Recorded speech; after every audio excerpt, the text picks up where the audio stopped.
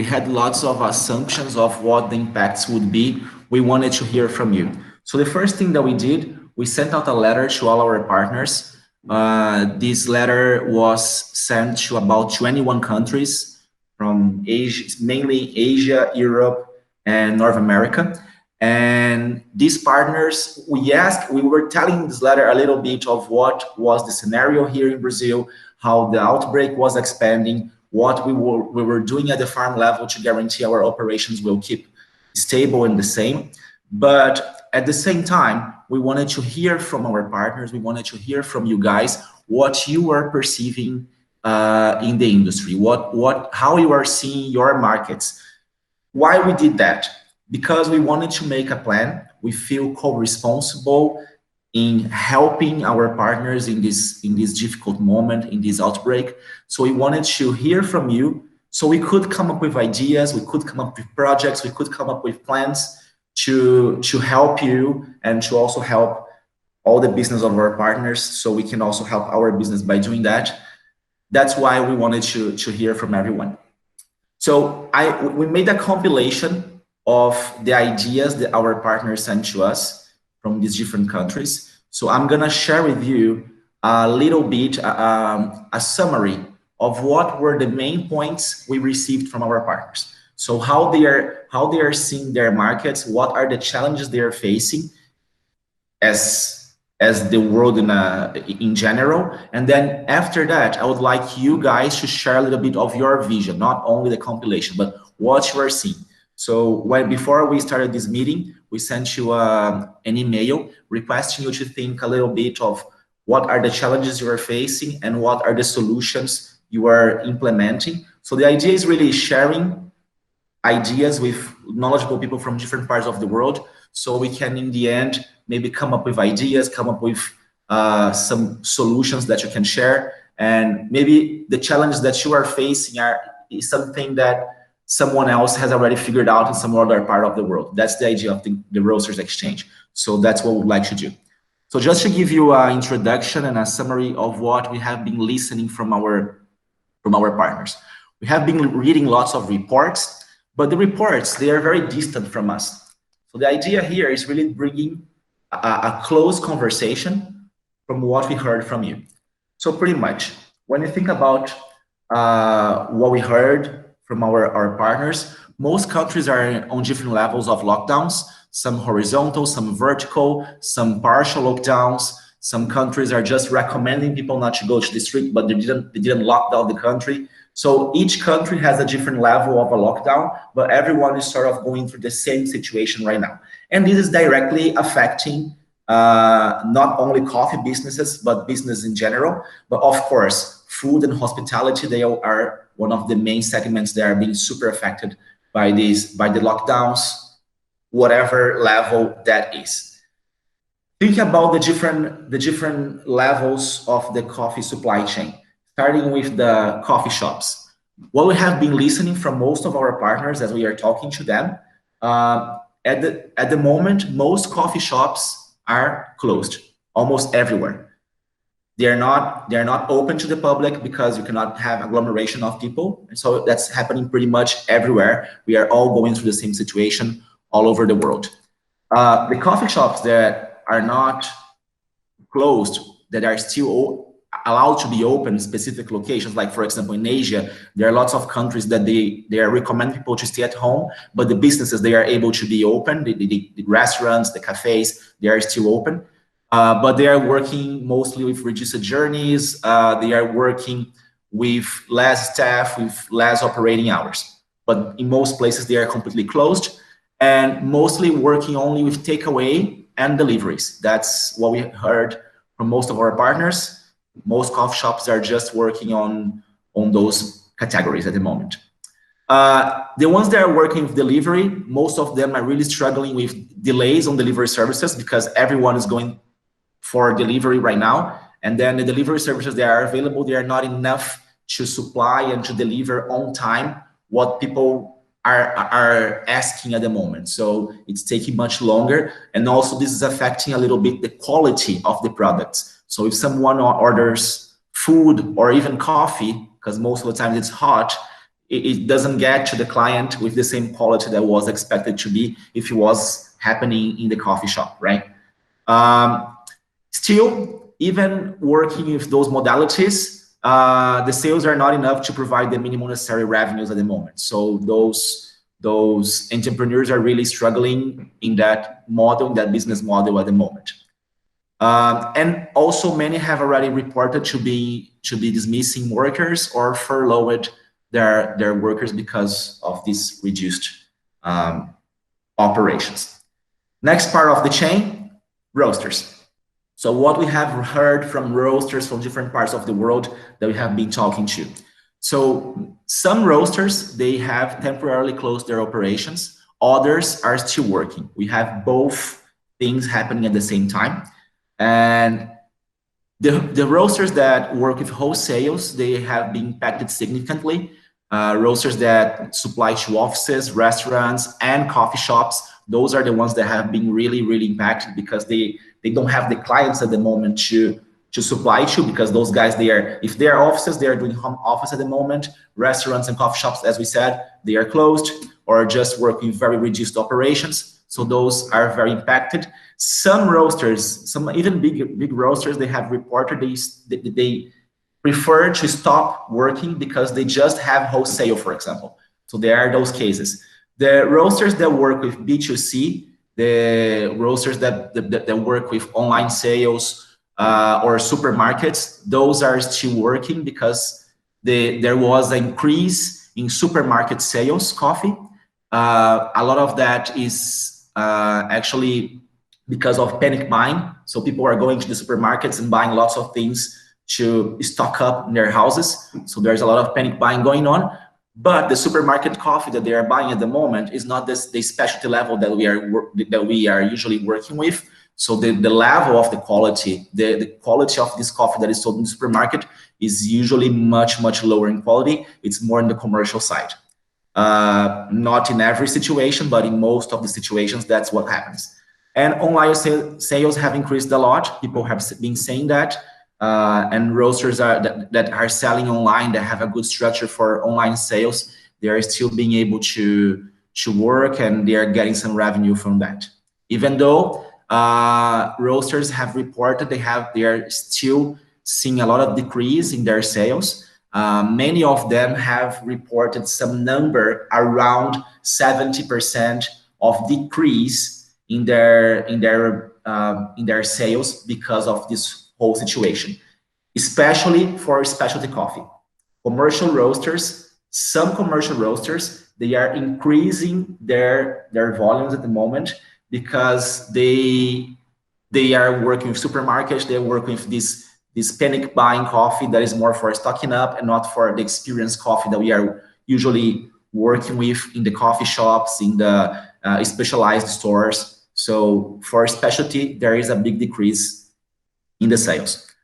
Some roasters are canceling or postponing previously contracted shipments. So we are seeing lots of that also because not with us only, but also with, that's a report from our importers as well, because they are seeing the sales decrease. They don't have space to store the coffee. They cannot commit to putting up that money up front right now, not knowing when they are going to be able to sell. So this is something that's happening a lot in the market at the moment as well. And some roasters have already reported that they are also dismissing workers or furloughing them, but keeping the production teams, the online sales teams, and marketing structures, because they need those teams to produce and to sell, even though it's not the same volume that they were selling before. On the importer side, what we have been listening from importers that we have been talking to, all importers are still working as far as the ones that we have talked to. And many of them, they are working on home office at the moment. And this also creates some challenges for them for quality control. Because imagine you have a team of Q graders or a team of quality people doing the Q processes in your coffee. How can they share the same cups? How can they do the cuppings on the same space? That's a difficulty that they are having right now. Some importers have already reported they are even cupping the coffee at home at the moment, where they don't have the same structure that they would have in the lab, in the office, to do the Q control. So quality control right now is an issue. Also because the samples arrive in the office, they need to be roasted. People are at home right now. So this is something that many of our partners and many other importers that we have talked to, they are struggling with at the moment. It's quality control, how to make that at distance. Importers are still selling lots of coffee to big commercial roasters, especially certified coffees. So remember, I told you about the coffees that go to the supermarket. There is a big value in coffee in supermarket if they have a certification, UTZ or Rainforest Alliance or B Corp certified. So lots of these mainstream commercial coffees certified, they are still being roasted, and these guys are still buying from our importers this kind of coffees. Importers are struggling with specialty coffee sales. Again, same issue. Those coffees are more expensive. They usually depend on those spaces that have been affected a lot by the lockdowns, like the coffee shops, like the specialized stores. The experience coffee consumption habit is not happening on the same pace. Also, the importers are having to deal with those cancellations and deal with those postponements because they have prepaid for lots of those coffees. Lots of those coffees are already landed in the destination, and they have to have this inventory sitting in their warehouses, and they are having lots of roasters postponing the deliveries, but they have already agreed and paid for this coffee upfront to the producer, and this is creating some sort of difficulty for them as well at the moment. And also some are dealing with payment delays because, again, the businesses, they are not in very good shape. And then some businesses are having to delay the payments to keep existing and keep surviving and operating.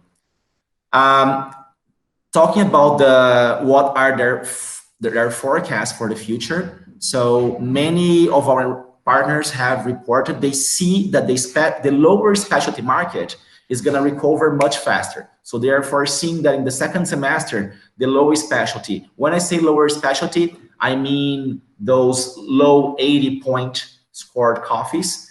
They are going to recover much faster because of the price point. People that drink specialty coffee, it's difficult for them to go to commercial, but they will maybe go to the lower specialty. And the higher specialty, the 85 plus, 86 plus, those coffees are gonna take a longer time probably to recover from these in terms of volume of sales. And what's happening a lot also, many coffee warehouses, they are already near capacity or at capacity. And the reason why is because, again, roasters and some clients are postponing shipments. So the coffee is staying longer in the warehouses. Also, the warehouses, they rely on the workers that are working there physically. So it's not possible for them to make home office in this situation. And they are working with reduced number of staff at the moment. So for them to unload containers or to prepare some deliveries, they are doing that in a much slower pace, what's making the warehouses at near capacity at the moment. But still, many importers are also going through the process of fear of running out of stock for the big accounts. So for those big commercial roasters, those big commercial coffee companies, they are still selling a lot, and they are afraid of not having the coffee on time because at the origin and at the destination, the ports are already facing some delays in the shipments. So there are containers being canceled, there are containers being postponed because of the lower availability of shipments as well. Some shipping lines are moving containers as they wish, and sometimes some coffee shipments, they just get delayed, just get canceled, or just get postponed. So there are, on the other hand, some roasters, commercial roasters, that are actually asking to make the shipments in advance, make the shipments earlier than scheduled before, because they are afraid of running out of coffee since that's the only category that's selling a lot, commercial. And when I say commercial, there are lots of different levels of commercial, okay? But I mean, everything that is 80 below, it's below 80 points, okay? So you can have different categories there, but I'm not talking the lower 80s, I'm talking below 80, because I know that there are some different understandings in what is commercial and what is not. And at the origin, what are the concerns at the origin right now with the lockdowns and this situation that's happening? So the biggest concern at the moment is the risk of lack of labor for the new coming crop. So Brazil, as you know, is the biggest coffee producer in the world, producing 1/3 of the coffee production in the world. And Brazil starts harvesting coffee right now. So we're gonna start our harvests all over the country in about 1-2 weeks, depending on the region, a little bit more, a little bit less than that.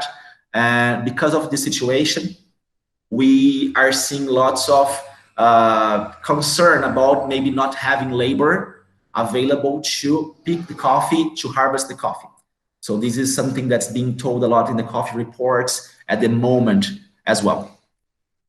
Another risk that is also a consequence of that, if there is not enough labor available, there is a risk of lower quality related to labor as well. Because if you don't have people to pick the coffee might just stay on the trees for a longer time. It might rain, the coffee goes to the ground, and then you can have a lesser quality as well. Also, if you don't have people to process the coffee, this can also impact the quality as well. And risk of lower production related to labor. If there is no workers to pick the coffees, and the coffee stays on the tree for too long, and the coffee goes to the floor, to the ground for too long, you might just lose that coffee. So those are some risks. Nothing of that has already happened, because the coffee is still on the trees, it's still ripening. But if the situation gets bad in the country, those risks, they are possible to happen as well. Well, so this is a summary to introduce what we have been listening from people, from our friends and partners that have coffee shops, roasteries, importing companies, and also at the origin level. What is the idea of giving you this summary of the scenario? Nobody wants to scare anybody here. We don't want to show a desperate scenario that it's, oh my God, what you're gonna do. It's not that. It's really bringing the facts. Those are the facts that we have been listening from people in the industry, people that we trust a lot, people that we know, like you guys that are in this meeting here. So we wanted to share the facts, because for us, it was important to hear all those things, to come up with plans, to come up with solutions, to come up with different scenarios for contingency plans. And the idea is that you guys as well share with us your perceptions, you share with us what you are seeing, so we can also exchange some solutions here, okay? So here are the facts, here are the problems, but now it's time for us to share and learn from our peers. So again, we asked each of you to think a little bit of how the scenario is in your market. So we would like to hear from each of you, what is the scenario over there? What are you seeing? What are the difficulties that you are going through? What are the challenges that you are going through? How your country is operating or working at the moment? And then we would like to hear, what are the smart solutions that you are putting into place to guarantee you keep your business running, you keep your operations flowing? Because we have invited some very, very knowledgeable coffee professionals here, which are you guys that are in this group, in this meeting right now. And I'm sure that solutions that some of you have already implemented in your markets might be a good inspiration, a good example for other people that might be listening to you. And I'm sure that you also can learn from the experiences and the ideas that other people have already put into place in other countries, in other markets. Okay, So let's get started with the sharing time. I'm gonna stop sharing my screen right now. And the first roaster that we would like to invite, we are doing this by different markets, okay? So we have separated different parts of the globe. So we're gonna start with North America now. And the first roaster we'd like to invite is George Howell from George Howell Coffee Company. So George, can you turn on your microphone, please? And your camera?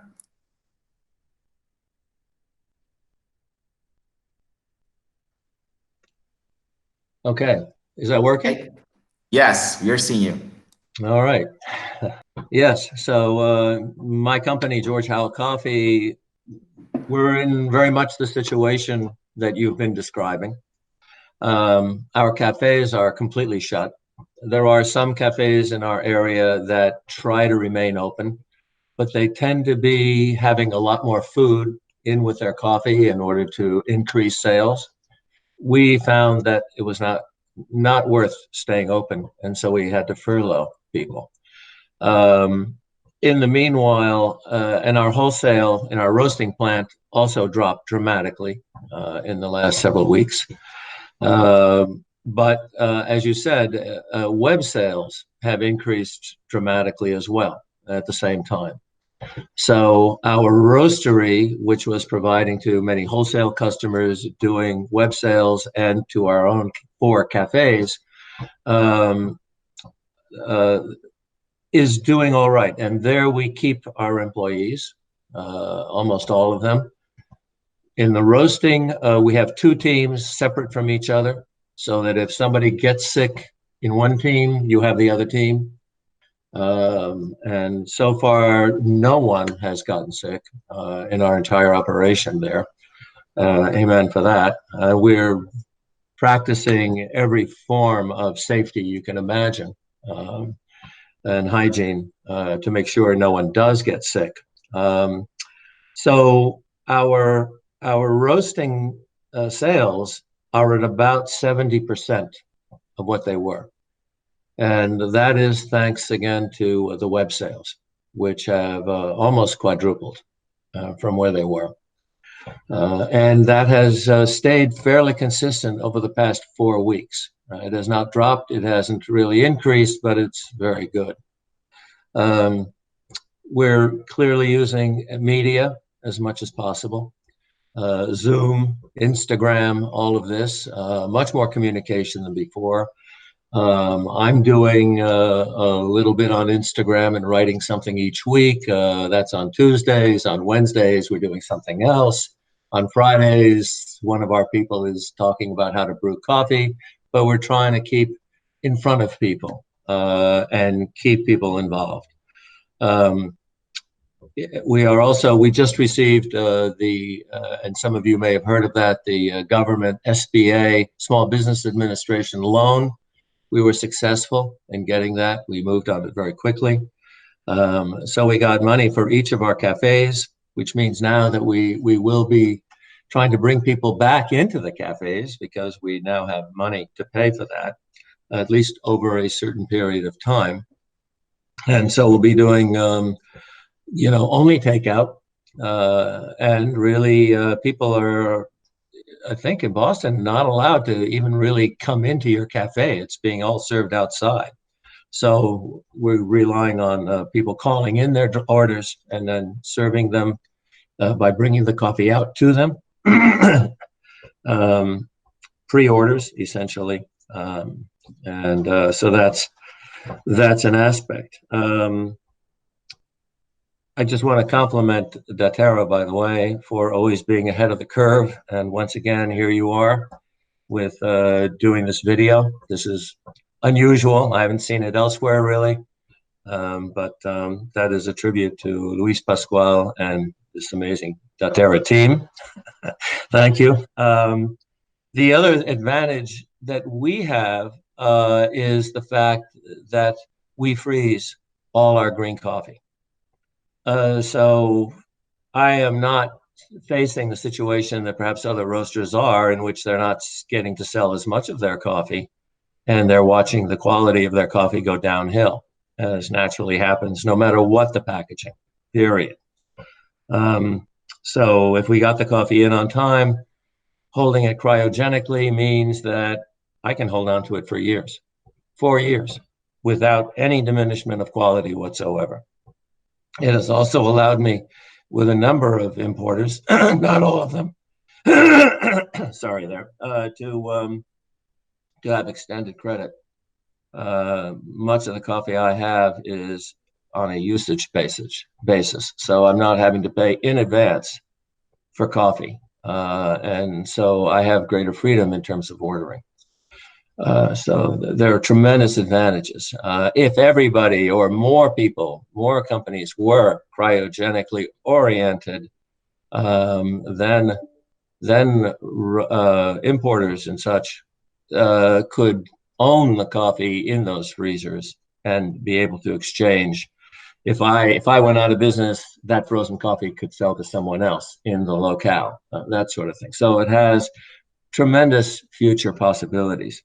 Taking that a step further, we are expecting to see, actually, regardless of being whether we're kept at social distancing and not able to open our cafes fully and so on for a year plus, we're looking at a new business opening up, not mine, although I have some investment in it, Cometeer, which are capsules of frozen brewed coffee, high extract, perfectly brewed, frozen, and that can either go in a K cup or, frankly, it's an ice cube. You put the ice cube in your cup, you add 8 ounces of hot water, and you have yourself a coffee that is extraordinarily similar to a really well brewed drip coffee. That won't be coming out for another year approximately. But that is another means that, people will be able to buy this at home. So I could go on, but I think those are some of the key things that we are doing. Thank you very much, George. Thank you. That My was pleasure. really, really nice. Okay, so next up is Sevilla Coffee. All right. Similar to we are in Arizona, so our state is under lockdown for all non-essential business shut down. Under the lines, as we are deemed an essential business, so we are still open, but we've reduced our hours. We still have all of our employees in hours, even though we did reduce hours. So we're looking into sources such as online. I'm sure a lot of you noticed online sales have increased significantly. In store, one thing that we've had success with in bringing more people in is the drinks that they can only find in our stores. One of those drinks is Kafet. It's just like a sister brand of ours, like a Turkish coffee. And because it's only found in our stores, we get a much higher demand of that. So signature and specialty drinks, like seasonal drinks, things like that, are doing pretty well just because people are motivated to come in.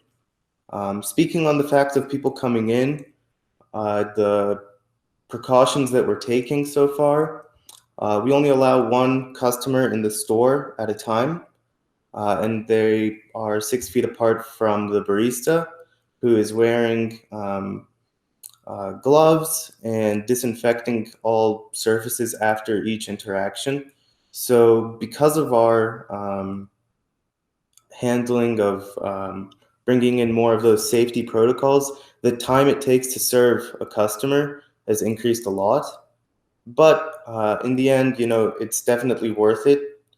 I think we definitely have had less people coming into the stores, but we're overall optimistic for the future. I mean, right now everybody's going through a very tough time, and we know that it's not just us; it's everybody.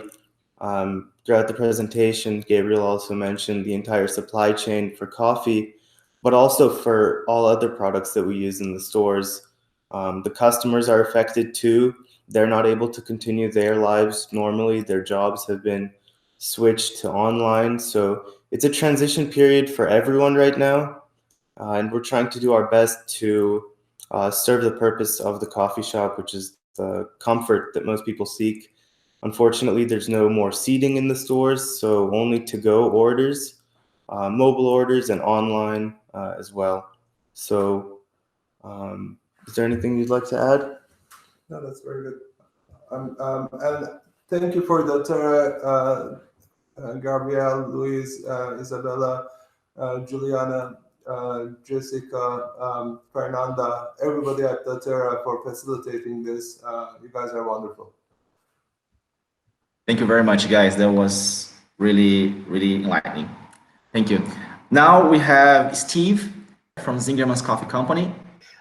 Just want to say thank you. It's good to see friendly faces, and again, echoing everyone else's thoughts. Just to thank doTERRA for always being on the cutting edge and putting this together. Super helpful. As mentioned, I'm Steve Mangigian. I'm the owner of Zingerman's Coffee Company. We're located in Ann Arbor, Michigan, in USA. We were established in 2004. We've been working with doTERRA just about as long as we've been alive as a business. So we're very proud of the affiliation and the partnership that we have with doTERRA.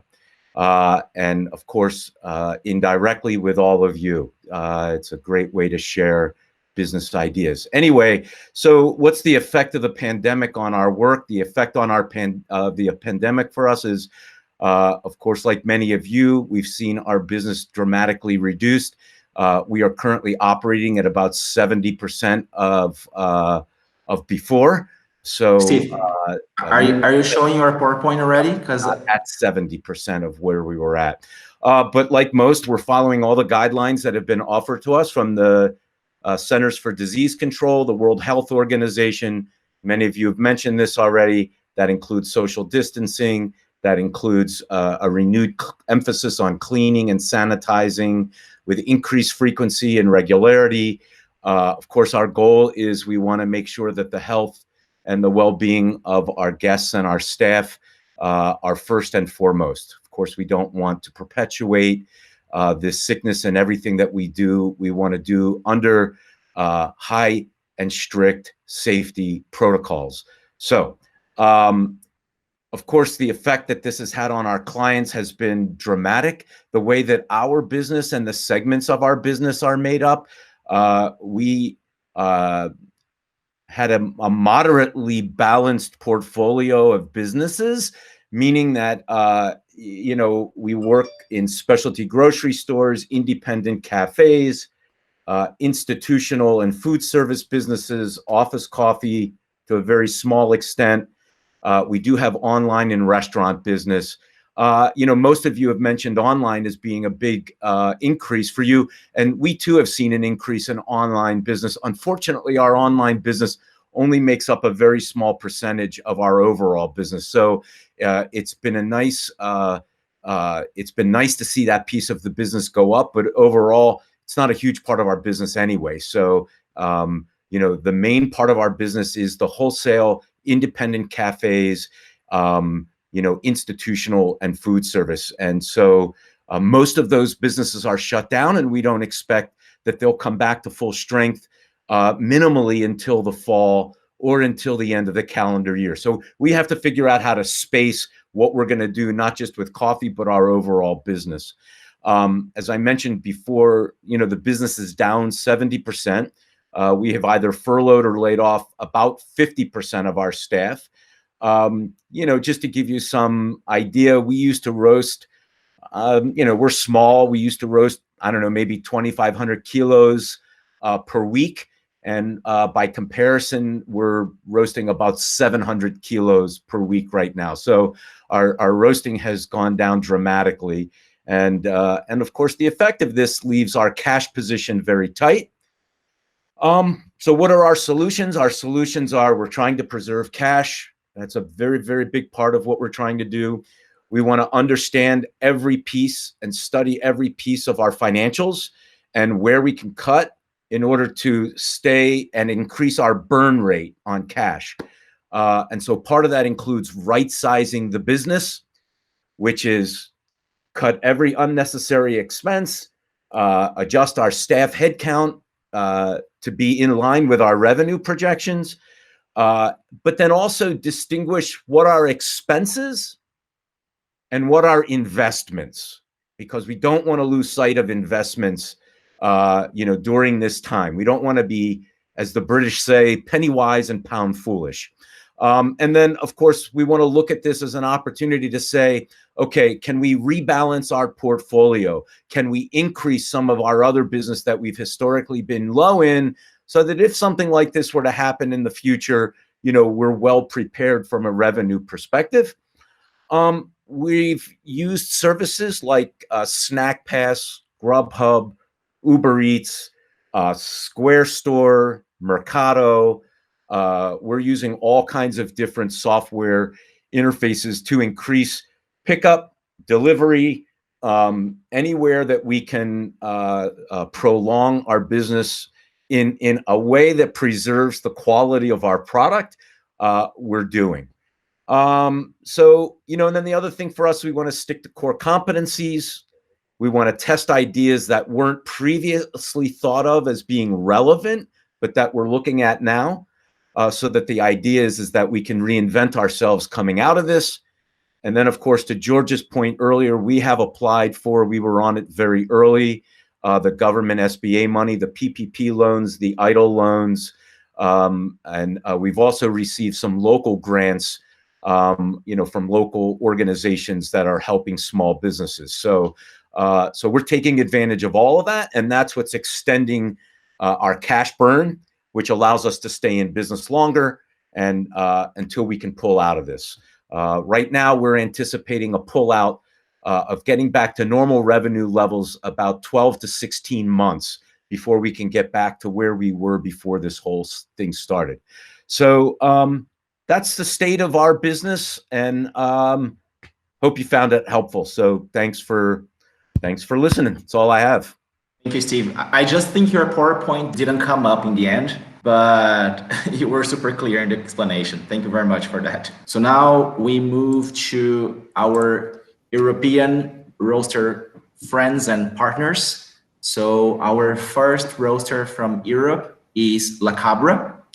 So we have Esben here connected with us, right, Esben? Yes. Hi, Gabriel.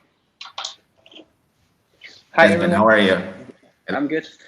Thanks to Tara. Thanks you, Gabriel. Yeah, we've been facing similar issues, of course. Our part of the world right now is looking at a slowly, partly, not recovery, but it's reopening slowly, bit by bit, as in other parts of Northern Europe.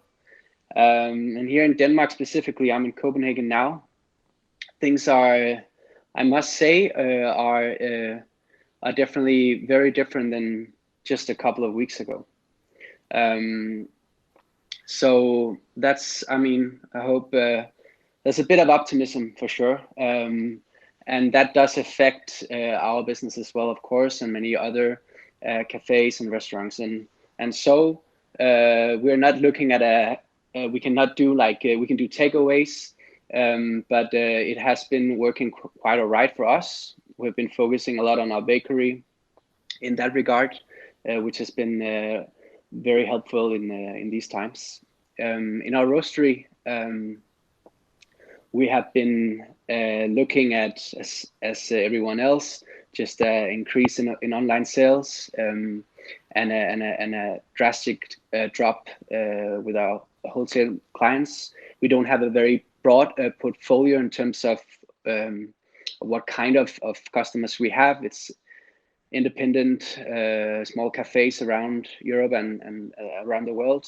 So initially we faced a 80% drop in wholesale. That has slowly increased now, and we have worked very closely with some of our distributors in Asia, especially, which has helped us a lot. And then the online sales has been increasing like week by week, and it's very, very steady and very consistent for us. Something that we didn't plan, it was something interesting, that we had a lot of very expensive coffees coming in when everything happened, and we saw the demand of coffees of that that kind of quality was really, really great. So coffees, very expensive coffees for us, have been moving a lot faster than what we have experienced before.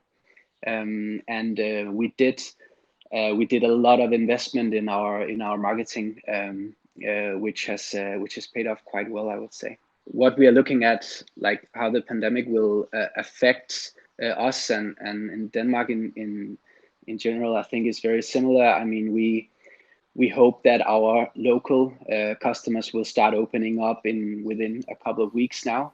But we have, as everyone else, we don't know how these social distance, how that will affect retail operations in Denmark. Yeah. Yeah. Okay, that was great, Esben. Thank you very much for sharing as well. Thank you so much. Okay. Okay, so let's go to the next one then. So who is next, Jessica? It's Samuli from the Coffee Collective. Okay, Samuli. Samuli, how are you? I'm fine, thanks. I'm Samuli from the Coffee Collective, also as Esben, the previous speaker from Copenhagen. As most of you have said, we face precisely the same things. So all in all, we've gone down like 50% in production. What is really saving us in a way is that we have so many coffee shops. So we still have takeaway coffees. And then the sales of beans has also increased in our shops. So that's what's keeping the roastery going, because as all of you have said, the wholesale is really way down. The thing about the online sales, I mean, we're really thrilled and happy about that. But the fact is that for us, selling online is really laborsome. So sometimes the person in charge of that can spend, let's say, 10 to 15 minutes on 4 bags of coffee, because there might be an email from the same customer you have to reply to, and so on. So the online sales helps, but it's a very laborsome process. So we really need, as all of you do, the wholesale to come back up, and more people in the cafes. Talking about the situation in Copenhagen, in the coffee shops, would just being a repetition from what you have said, in a sense. So when we look to our partners, the producers, we have decided to keep buying from all the producers, because there were some different routes we could go. We could say that, okay, we focus solely on a few origins and then buy from them. But we've decided to keep all the producers that we buy from, and then we have to adjust the quantity a bit. But that's so that no producer, faces greater challenges than already existing. And we've been speaking to the producers in Guatemala, for example, and they face huge problems, because like Guatemala, they're only allowed to work from 4 in the morning to 4 in the afternoon. And as you now are starting with the picking, then the drying, and all the work at the wet mill and then the dry mill, if you can't have any labor after 4 o'clock, that's a huge challenge, yeah?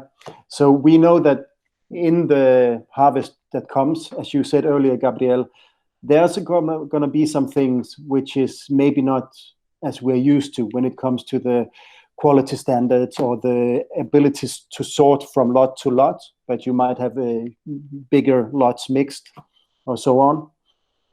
And then in Denmark, I mean, we are so fortunate. So we have half of our staff is at home, and then some are working less hours and so on. But I mean, the Danish government really helps us. So the compensation, as it looks now, is also doing a big part for us. And as George said earlier, we have also made different teams or teams. So we're working in production, we're working in teams. Also in the coffee shops, they're also working in teams. So if somebody gets sick, then we have like the backup team can come in. That's pretty much what there is to say, because everybody has said the same things. I mean, we haven't really any specific thing that we have been doing, but as Steve said earlier, we've been looking at the money flow. Where can we save? What can we optimize in this situation? And then, as you all are, we are at the mercy of our governments, of the situation.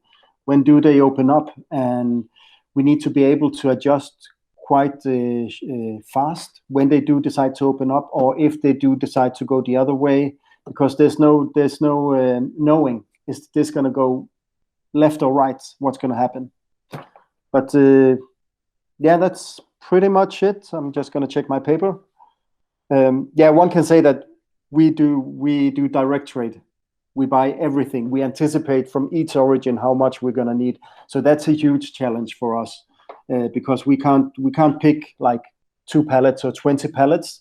So in a sense, I would wish that we had a similar situation. That's George. That sounded quite awesome, what he was able to do. But yeah, so it's a big thing for us, how to buy and so on, during the direct trade and planning the full year ahead. So yeah, I guess that's it. Thanks. Thank you very much, Samuel. Thank you. That was great. Okay, next speaker is Hans from Coffee Circle in Germany. Hi, Hans. How are you? Hi, guys. I'm good. Actually, Martin is also on the call, so I'm going to start telling a few things from the production side, and then he can also say a few things about the general business side, maybe. So for those of you who don't know Coffee Circle, we're an online based company. We exist since almost 10 years, and luckily I would say right now that always the core focus of our company has been the e-commerce. So that helped us a lot to survive the past weeks. So actually in Germany, we had a situation when things started here, like 4 or 5 weeks ago, then lots of customers like ran to the shops and bought some beans. Also online, they were buying beans because of panic attacks. They didn't know what will happen in the next weeks. So we actually had 2 very good weeks. And after that, of course, like the overall production volume decreased also, since almost all of offices in Germany practice home office. So we lost basically, or we paused our B2B clients, or gastronomy clients are more or less closed or paused right now. But since, Martin can say a little bit more about this, the focus has always been e-commerce and B2C customers. The current situation is not as challenging. I'm more worried also about how will be the production line from the importing coffee side. You already said a few words about this, Gabriel. So far also we buy lots of coffee from Ethiopia. It all looks well because that's mainly their own export, the biggest export product. So Ethiopia is still stable. The first containers have arrived yet, so I'm already a little bit relieved about this. And in the roastery, we implemented a few measures, of course, so people have to work a bit more apart from each other. So at least we have 2 meter distance. Therefore, it was a bit tricky because we are a bit less efficient the way we work in our roastery. So it took us 1 or 2 weeks until we found a smooth way. And, everyone has different fears, I would say, about the virus. So we had to align us a little bit in the production team, but now I think we found a good way. We edited additional hygiene standards, and work more remote to each other. Now, luckily, summer comes, so we can also leave doors and windows open to have more ventilation in the rooms. So far, none of us had the virus yet, so we try to work in different teams. That's not that easy yet, but also to be on the safe side in case something happens. But generally, we are relieved since now Germany already starts to soften the measures against Corona. So hopefully the situation will even get better in the next weeks. Yeah, maybe Martin, I can get you into the call and you can say a few more words, because you already yesterday had a very interesting webinar on the corona effects also, together with the Swiss guys. Hi, thank you, Hans. Hi, everyone. I think you touch most of the topics. It's for us, of course, as Hannes said, not such a bad situation. Of course, the cafe is closed. Corporate clients account for only about 20% of our business, so 80% of our business is e-commerce. Coffee sales are very stable on a 40% plus, 50% plus compared to the rest. Traffic overall is up online, so the overall food traffic is up. Ad costs went down a little. The only thing we are now concerned of is, as we are selling already also equipment, is that Northern Italy is not producing espresso machines anymore and no grinders. So this is, I think, something which is down the line a bit tricky for us. So far, we tried to keep our cash together, tried to reduce our stocks, and yeah, but I think we can't complain too much about it. What we see is that new, more innovative ideas, for example, giving trainings, virtual trainings. So instead of having people in our training center, they are selling quite well. That's working. We never thought about this before. And we also have cooperations with local brewers and other local manufacturing companies. And we put together boxes, we send them out. So whoever is still working works on products which can be sold online.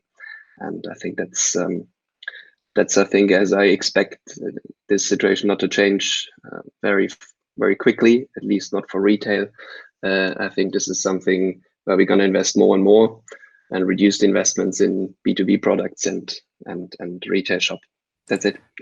Thank you very much, Martin. Thank you very much, Hans. That was really nice. Okay, our next speaker now is Paul from Café Lomi in France. Hi, Paul. How are you? Hello, Gabriel. I'm really good. How are you? Very good, very good. Thanks to the doTERRA team for putting this together. Thank you. Already some very helpful infos from everyone. So my name's Paul from Café Lomi in France. We've got 2 locations here in France, one in Paris with a roasting space and a school where most of the business happens. And we all have a production site in the south where we roast coffee.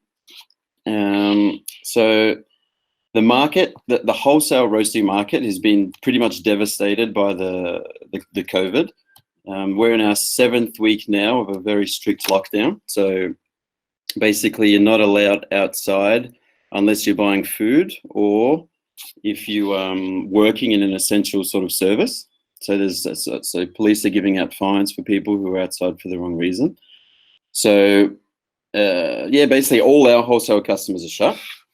And it was pretty tough for those guys too, because the French government, I think Saturday at 8 o'clock at night, announced that Sunday night would be the last day of business for cafes, restaurants, bars, hotels. So it was just, there was no time to prepare at all for the shutdown. So our wholesale customers have been sort of chasing their tail ever since. It's been 7 weeks like that. A few of them are trying to open up again now to do takeaway, so takeaway food, takeaway drinks. But France is a very particular market, and basically a French person wouldn't be caught dead with a takeaway cup of coffee or a takeaway anything really. So it's really tough for these businesses they're not going to be able to change French culture in a matter of months. So these guys are opening up. I think they're opening up, which is a great boost of morale for their customers and themselves as well. But financially, I don't think it's viable at all to be opening up doing just takeaway. Talking to our wholesale customers, no one is thinking about what their business is going to look like when it reopens in terms of spacing. And like restaurants aren't saying, okay, we've got 60 seats, but we're going to have 30. How are we going to manage? Everyone is just still scrambling to figure out what they can do tomorrow to start getting some revenue. So that's been difficult. We're expecting an announcement end of May as to when restaurants can open up again. So like predictions are late June, early July. So that's going to make a good 3 months with very limited wholesale business. And where the like our business is pretty much the opposite to the to the Coffee Circle guys, like our business is very much wholesale focused. We have an online store, but we have it just because, you know, it's something we sort of tacked on, but never focused too much on it. And that's something we're paying for now, which has been quite a challenge. So we're working a lot now on improving our eShop. So it's also, we're taking this as a really good opportunity to take a second to work on parts of the business that needed working on. So one of those things, some of the things we're doing at the moment is obviously trying to optimize procedures within the business, like everyone does every other day. So we have a little bit more time to do it now without the pressure of servicing our clients, I guess. We're working on the eShop as well. So we want to make our eShop a bit more Eurocentric, because at the moment it's getting to our checkout it's sort of like doing a triathlon. It's not an easy process. We never really focused too much on it, and it's very French centric. It's only in French language as well. So we're going to work a lot on that. We're looking at subscription services as well. So when offices open up, hopefully we can get some offices under a subscription service, which I think will be handy. Plus, a lot of people are working from home, and a lot of businesses are seeing that it actually works. It's possible. So we're hoping that we can get some subscription clients for people that work at home as well, which could be a nice a new revenue stream for us. We're looking at new sales channels, so epiceries, also online platforms. A lot of people are actually ordering products from producers with online platforms that regroup these producers. So we're looking at working with some of those where the quality of the coffee won't be destroyed in the process. So that's another sales channel we're looking at. And we've also taken the time to launch some new brewing equipment and coffee machines. And again, keeping in mind the offices and people at home to try and boost sales through the eShop. And the eShop, we're doing 5 times more volume than we normally did in the eShop, which is really good. But if you do the maths, 5 times nothing is still sort of nothing. You know, like it's 3% of our revenue was the eShop. Most of our revenue was wholesale. A fair bit of it too was from a school, which is obviously shut, and also selling equipment, which is obviously stopped. So we're just working on basically we've got 18 people on unemployment. Some of them are on partial unemployment. The others are on full unemployment. There's 3 of us managing the eShop orders, which are time consuming, absolutely, dealing with customer comments and all that sort of business. And then there's a couple of other people just working on projects. So we're trying to do things that when business picks up again on the wholesale side, which we don't expect it to pick up again to 100%, something like 60%, but when it does, we'll be a stronger business with better business units inside, I guess. Sounds great, Paul. Thank you very much for sharing as well. Thanks, Gabriel. Okay, so next up, it's Mame from Switzerland. Mathieu, Amy, are you guys there? Hello, guys. Hi, guys.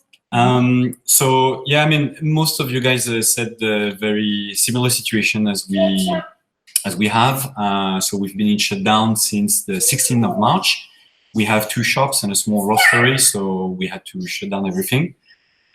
We actually a bit more, how can I say, happy now, because actually today was the first day where Switzerland started to reopen few shops.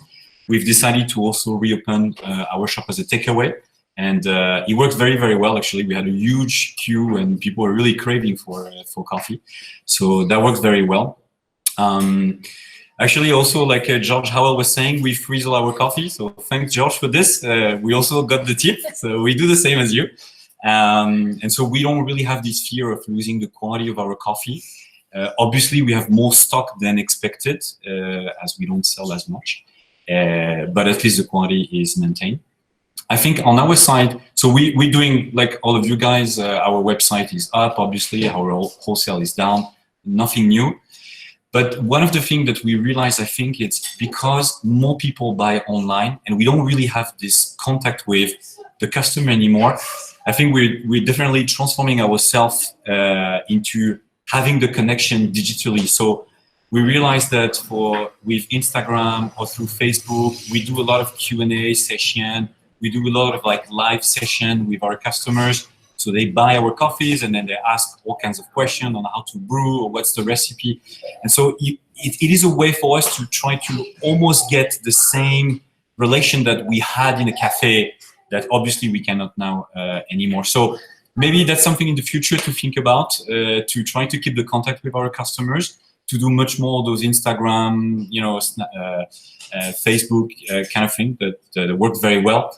Now, as all of you said, obviously the increase of sales online doesn't cover the loss of the wholesale. That's for sure. It pays the bills. It makes us surviving, but by no means we can make a business profitable out of this. So yeah. Couple words on the government. I think the guys in Denmark said it. We're also very, very fortunate to have some kind of a socialist government here in Switzerland. They really take care of everything. So all our employees on partial unemployment. That means all the salaries are taken care by the government, including ourselves.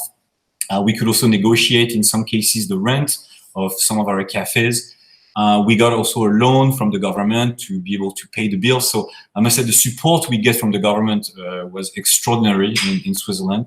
They reacted within about a week after the shutdown. So that's really something amazing that we're very, very happy to be in Switzerland.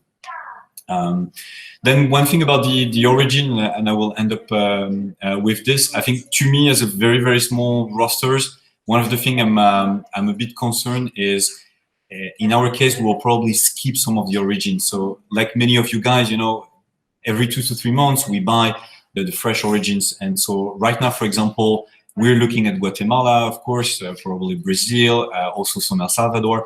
And that will be exactly the moment where we say, yeah, let's buy the coffees that will arrive in 3 months.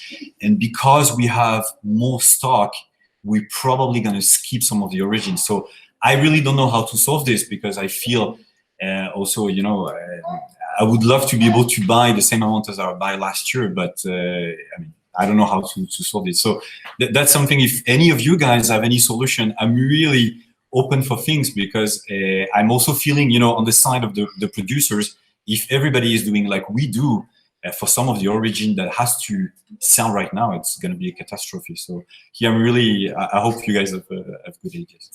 Yeah. Do you want to add anything I think much you did quite well. You said everything else. Yeah. Thank you, guys in Datera for having this. It's beautiful. It's really nice. Thank you very much, guys, for sharing your thoughts as well. It was great. Okay, so now next speaker is Rolf from the Barn in Germany. Hey, Gabriel. Yeah, thank you very much for having me on. It's really great to hear from all the different regions, and we seem to be all in the same boat. Just a little bit touching on the situation here in Berlin. Our business has 3 parts, and one of which is our 9 cafes in Berlin. They're all shut down. And I think, to be honest with you, 2020 will be a complete write-off, because especially in specialty coffee, you go to a cafe for the vibe, to rub your shoulders against someone else, and to have this atmosphere and the closeness. And we tried on weekends to open partially some of our cafes, and people are not really coming in. It's just not the same. And also the staff costs are very high. If you sell a few flat whites in an hour, you can't really pay for the staff. So I feel, even after the relaxation and so on, gastronomy in Germany will be very, very slowly coming back. So we don't expect much to happen. What we do, and it's similar to the Coffee Collective, we sell a lot of beans out of the window, though. That is giving us some contribution to rent. And the main thing we are focusing on is really the e-com business right now, like everyone else. It's easy to be successful in normal times when everything goes up, and I think we all had 10 good years. And now is a crisis, and the crisis is an opportunity to get better and to make your company stronger.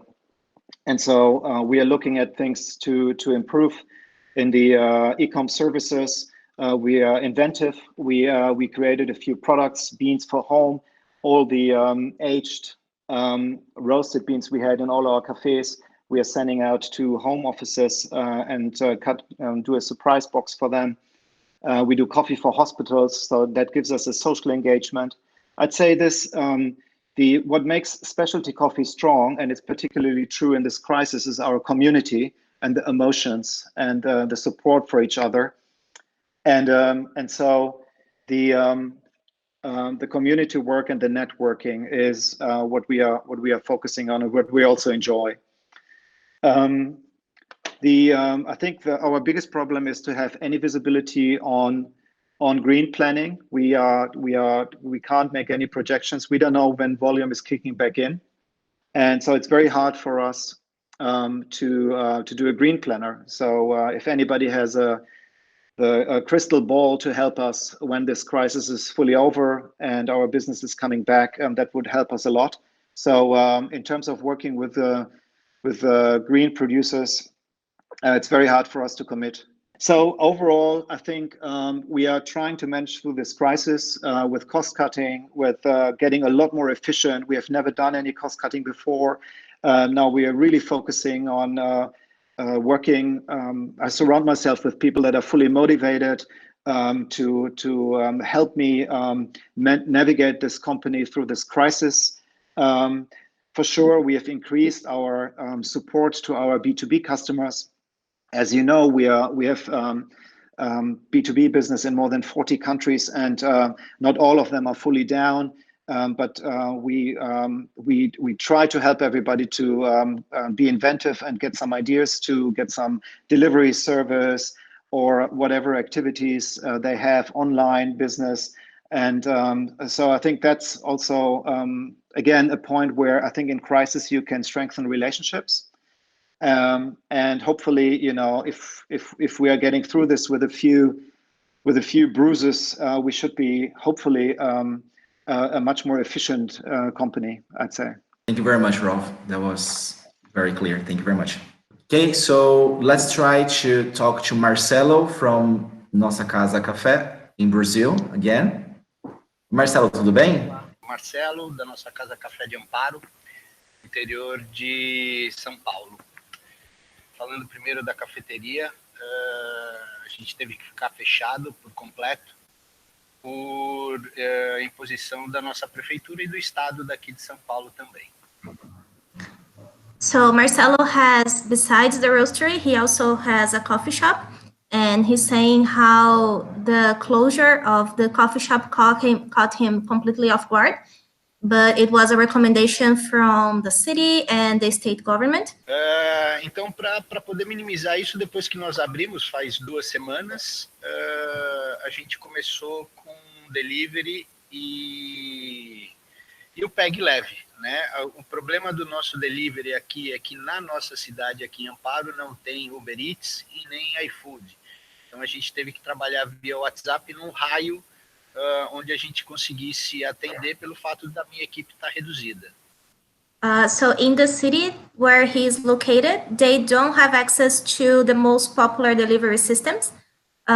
So he has to kind of deliver by himself. So the customers will order him by WhatsApp or email, and he has to find someone to deliver with him a radio around his coffee shop because they don't have really a lot of delivery options. E uma das coisas que também pegou a gente foi que a população daqui, da minha cidade, eles não têm o costume de pegar o café, cappuccino e sair tomando igual no resto do mundo, né? Então, nos grandes centros, São Paulo, Campinas. Então, isso a gente teve que fazer um trabalho em cima dos nossos clientes que já estavam acostumados a vir aqui tomar um café, para eles poderem, a gente entrou em contato para poder avisar que a gente estava trabalhando nessa parte de Peg Leve, para que a gente pudesse fazer girar um pouco a cafeteria.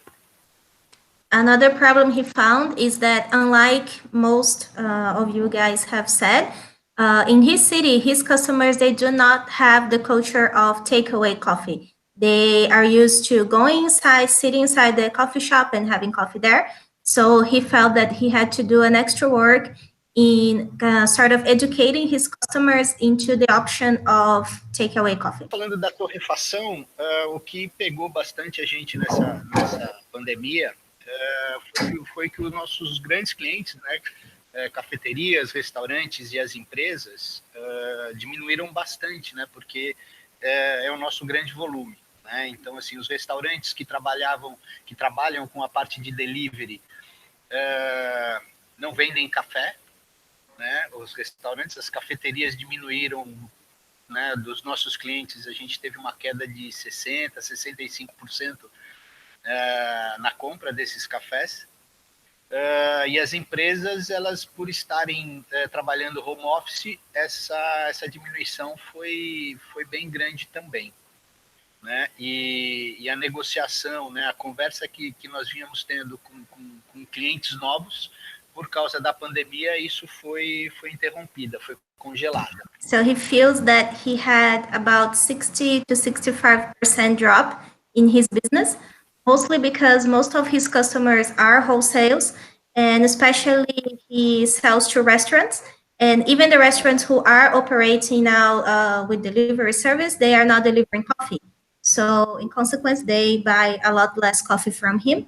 Also, he was in negotiation with potential new clients, but these negotiations have dropped by now because everybody is freezing their business and avoiding making new contracts. O que ajudou bastante a gente foi o nosso e-commerce, né, que nós já tínhamos. Então, nós tivemos um crescimento de quase 30% no e-commerce dos consumidores finais. Dentro disso, a gente também deu uma ênfase nas nossas redes sociais, nas nossas mídias sociais, Instagram, Facebook, fazendo algumas promoções, né, dando incentivo a compras recorrentes, ou desconto em cima de determinado valor, para que a gente pudesse fazer, para que a gente pudesse gerar receita. What's helping him to have some kind of income now is his online shop, which has increased about 30% in sales.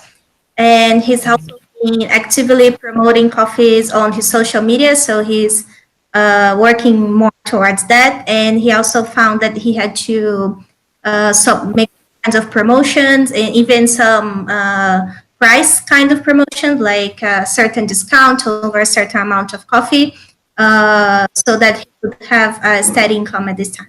Lançamos alguns cafés novos também, que isso foi o que nos ajudou na venda do e-commerce.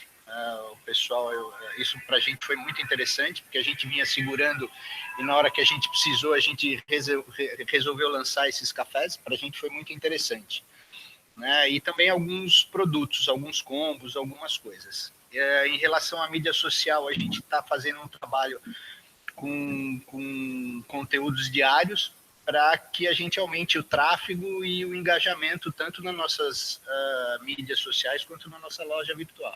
So another thing that surprised him was that he had a couple of coffees that he was waiting to release, and he didn't expect that releasing these new coffees now would help the business, but it actually did. So that helped to increase the sales also, because the customers were interested in new coffees, and especially the work on social media. It's his biggest focus now. E aqui na nossa, para finalizar, o que a gente conseguiu, que a gente, na verdade, nos surpreendeu, foi na loja física. Nós lançamos um produto com, assim, totalmente despretensioso, umas embalagens menores, embalagens de 100 gramas, que nos surpreendeu. Então a gente aumentou, na verdade, a venda recorrente desse produto com embalagens menores nos surpreendeu, porque a compra diminuiu, né? Na verdade, diminuiu o espaço de tempo. O que nos surpreendeu foi que esses clientes que estavam acostumados aqui na loja comprar os nossos cafés de embalagens maiores, começaram a comprar mais vezes essas embalagens menores, e isso para a gente aqui foi super interessante. Foi um lançamento despretensioso, mas que para a gente ajudou aqui a gerar receita aqui na cafeteria. É isso aí. Obrigado, gente. Another thing that surprised him was that he saw how selling beans in a smaller quantity actually increased the frequency of which some of his clients would buy coffee. So he found that some customers would go into his coffee shop and buy, for example, 500 grams of coffee, but now by selling a smaller amount, they have been buying more often. So I think that's pretty much it. Thank you. Obrigado, Marcelo. Thank you. That was great. Okay, so pretty much we have finished everyone's presentation. So we heard from everyone at this moment. Thank you very much for sharing. It was really insightful to hear a little bit of what is going on in your market, and also the ideas and what you guys have been doing to face and to overcome these challenges. They are not small, but we are happy to see that everyone is trying to implement something new, something inventive, something creative to go through that. Now we have some time for you guys to ask questions to each other. So we have about 14 minutes until the end of this piece of the event. And does any of you want to ask a question specifically to any of the roasters? So you can open your microphone and ask your question now. At least for me, as very small roasters, one of the things I see is that I have the producers that are coming where now it's harvested, and so now it's time to sell the coffee. But so because I have still stock from coffees that I haven't sold, I'm probably going to keep on those origins. So I have the complete case with El Salvador. El Salvador is a coffee that I buy every year. I really like it. And so obviously the producer came back again this year. He says, I have great coffees, great pacamadas, natural. Would you like it? And I'm like, right now, I don't know how I can buy this coffee, not knowing if I can sell the current stock that I have, right? So one of the things, the question is, it's terrible to do that, right? I hope not to be able to skip origin, because if everybody is doing that, man, for all the origins that I have to sell right now, it's going to be catastrophe. So the question would be, how can we find a way to still keep the order? Or I don't know. It's really an open question. I really don't know how to do that. Got it. Because your concern is that lots of origins, they have already been harvesting their coffee through December, January, February, which we see in Central America and lots of parts of Africa as well. Brazil is going to start harvesting right now, and other origins more in the South America as well. And these coffees are ready to be sold right now, and people are not buying. That's your question. How to mitigate that? Is that your question? Exactly. Yeah, that's exactly this. Okay. Anyone would like to offer any insights on how you guys are managing these situations on your side? Yeah. Last week, am I on? Hello? You are on, George. You are on. Yeah. So last week we promoted on e-commerce a Kenya coffee, which is quite expensive. Made it a very exciting promotion, and I can't tell you how much coffee we sold. So it helps in terms of getting attention. It does increase the volume. Your margins are lower, but the volume goes. So we plan to use that more often with other coffees to move them more quickly. And also to introduce people to certain origins that they may not be familiar with, which could then increase the sales of that particular origin. So Mathieu might consider that, some of that, as a help, but not a perfect solution, but as help. Yeah, George, can I ask you a question? Yeah. When you say an exciting promotion, do you just mean a big discount, or all sorts of media surrounding the coffee as well? No, it was a big discount. Okay. It was offering 2 for 1. Okay. Right? So I don't know how we'll continue with that. That might be too much of a break, but we sure sold a lot. Excellent. And so it helps with the cash. Yeah. What we're trying to do is, at the moment, we've got coffees from Salvador and Guatemala and such getting ready to ship. We're obviously telling the producer and the exporter in either case that we're going to need to buy a little bit less than last year, which everyone's very understanding about. And then the coffees we do have for sale, we've reduced a little bit our choice of coffees to try and funnel the purchases towards coffees we need to move quicker.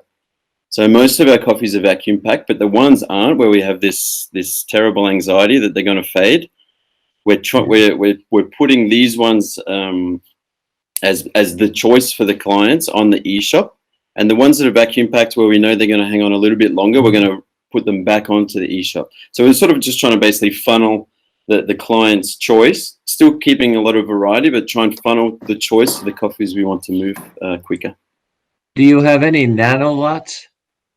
Yeah, we've got a couple of really small lots, and these ones, like these are lots where we sort of pre-purchase 2 or 3 different ones, and they're not frozen, but they're vacuum packed, and we just put them onto the eShop when we need them to. So they're ones we normally move quite quickly. And that's the idea. But what scares me is the ones where we intended to move a fair bit of volume, and we normally do. So we're trying to funnel purchases towards those ones. Okay. With the nano lots, I'd certainly suggest you get some ice cream freezers. Seriously? Yeah. The cost is next to nothing. Yeah. We're going to very much consider it. I appreciate that. What I was thinking is, the story we're telling to our customers is this like seasonal specialty coffee. So that's why we move from in winter we were in more Ethiopia, Kenyan coffees. Then you move towards more in spring here in Europe towards Costa Rican, Brazilian coffee, and so on. And so what I was wondering is that if we should reconsider that story we're telling to our customers. Yes. And saying actually the season is not that important, especially if you freeze your coffee even more. And so I think one of the ways to mitigate, and Coffee Collective is doing it very well as well. They sell the same coffee all year long. Their Kenyan is from 1st of January to end of December. And I was wondering if maybe it's something that as an industry we have to push, especially in this crisis, to go away from seasonality. But more to this is what we have as a coffee selection. Right. That's certainly exactly where I stand, is forget the seasonality. I'm not selling a grocery. I'm selling something that is really refined, and I want to keep those farms that I really think are very craft oriented. I want them visible to customers year round, not for 3 months so they can be forgotten. Makes lots of sense.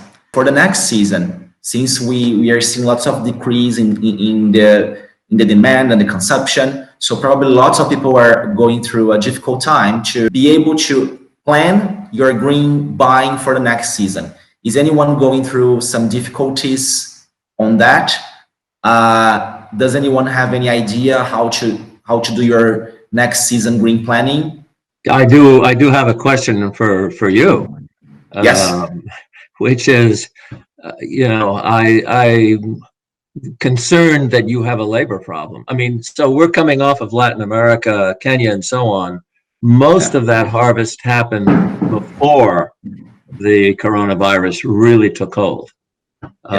So a lot of that was done. But with Brazil and Southern Hemisphere, we're about to see big changes because now producers are being affected 100% by the coronavirus. So right away, the first question becomes, what am I going to do about the terra and the quality? Because I'm hearing maybe that the quantity of the high quality coffees that you have may be greatly diminished. Well, we actually have this in the presentation as well. We created some very nice plans to go through these possible problems that might come to us. So shall we? Does anyone have other questions? I had one last question, if that's okay. Go ahead. Yeah. So I was just wondering, for everyone moving forward, I know a lot of people are talking about like getting back to normal and things. I was just at the farm level as well as all the roaster levels as well. How many of you think that when we return to normal, everything's going to be the same? And if so, what's going to change? What are you anticipating? I mean, it's very hard, obviously, to predict what's going to happen, but we're seeing with many industries preparing for a different future than the one that we left so long ago. particularly for the retail, for the cafe business. Yes. Because like the gentleman from the barn mentioned, people were going there for the vibe, rubbing, shoulder to shoulder. I think we are going to see a very different cafe environment. What are you guys' thoughts about that? That's my big worry as well, is what happens after this is behind us. Can the cafes recuperate and become the social centers that they used to be? As well as the Terra, I remember in the email for the 1 kilo, you guys said you were going to plant a tree. I think that's awesome. One question I had for you guys was, are you making any adjustments to planting in terms of what crops you're planting? Have you considered maybe quantity of new trees being planted, things like that? Or is it still too early to take a look? Let me open. So you mean new trees, coffee trees, or new trees on the campaigns? So, I mean, pretty much everyone has been talking about a decreased quantity in their buying. So I was wondering if the Terra on the farm level are you guys decreasing the amount of new trees being added, or what are you guys doing on the farm level that could affect us throughout the chain? Okay, well, so maybe it's about time for us to move to the solutions part, what we are seeing here on the Terra side. Yeah. Maybe guys to give a little bit of positive and to answer the question of Memi Maruflu. Yeah. I mean, it's obviously very difficult to predict the future, but I think one of the things we've seen is that epidemic already happened in Asia a couple of years ago with the trust. So we've been with Emi we made a tour last year in China and Japan. And I must say, even with that pandemic happened a couple of years ago, things got back to normal, like nothing happened, to be honest. Obviously in Asia, they wear masks more easily than we do. They have that habit way more. But I haven't seen anything from this atmosphere about being in a cafe, like to be close to customers, to have that conversation, engaging with strangers. I haven't seen any of that decreasing. It looks like it was absolutely back to normal. And so today we're just finishing our first day of reopening, and we actually made one of our best day ever, to be honest. So I think people really, they're really looking for coffee and go back to interacting with baristas. So maybe I'm too optimistic. Maybe this will change. Who knows?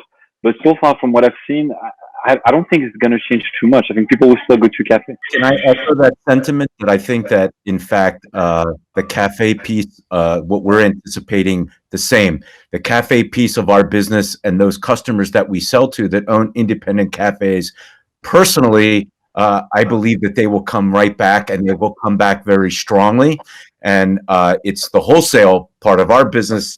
And I think it's just the way that we're segmented and the way that we do business that is going to prolong the comeback of some of our other wholesale customers. But I'm banking on the hope that the retail business, that part of the business, the cafe business, comes back very quickly. Pent up demand.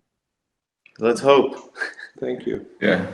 I think that's a good point. Very good point. Okay, so let's go then for the solutions and what we are seeing and what we are doing, how we are moving forward here with all this situation.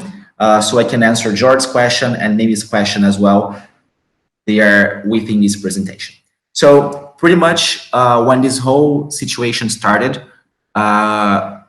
in Asia, still in the end of the year, we were already very concerned. We were already following up how the virus was spreading and how the situation was growing. And we knew that the time for it to hit us here and hit the rest of the world would be sort of now, which would collide with our harvesting time. So because of that, we actually started much earlier than other farms probably and other businesses to look at the coronavirus situation and to make a plan. So talking about the farm operations and harvesting, as Mimi and George have asked us, what are we doing right now as strategies to mitigate the effects of the outbreak or to protect the farm operations, make sure we're going to be able to deliver the same quality, the same quantity and be able to perform as expected. So as I said, we started seeing this a long time ago. So actually in February, we already started doing our meetings, our planning meetings to discuss strategies of what could be done to mitigate the impacts of COVID outbreak. So the whole farm team, together with Luis and our technical team, our agronomic team, our mechanization team, all of them, they built 4 different scenarios of different situations that could happen, from the most optimistic one to the most pessimistic one, which is like desperating. But we needed to build up scenarios so we could be ready with plans B, C, D, E, Z for anything that could happen. So we have plans written, and those plans, they are shared and clear to everyone in the company, for the most pessimistic scenario, which is we don't have anyone coming from other states because the situation could be bad and the virus could be spreading too fast. So that would be bad for us because we, as you guys know, we have lots of temporary workers that come from other states in Brazil, from different parts of the country. So how can we deal with that during this time? So we have plans for that. We have the plans for not the pessimist, but almost not good, not bad scenario. We have plans for scenarios that we have to make some reductions and cuts, and we have plans for the scenario that is the most likely to happen, which is being implemented right now, which is our master plan. So pretty much, what is our master plan? So far, the virus is spreading in Brazil, but it's spreading more in the big centers, in the big cities. So São Paulo is going through a difficult time, and also some big cities in Brazil as well. Because we are in a rural area, which is a little bit, it's quite far from the big centers. The way it's spreading there is much slower, is not as intense in other places, but still we have to take care. We still have to be aware of what's going on. We usually bring lots of people from northeast of Brazil to come to the farm to work for us during the harvesting time. So this year, what we are doing, we're taking lots of different precautions for them to come to work for us. First of all, because the agencies that help us recruiting those people, they are closed right now. So we are having to sort of recruit those people personally. Many of them, it's easy because we have contact with them. We have been bringing them every year for many years now. So it's not that difficult to bring them this year as well.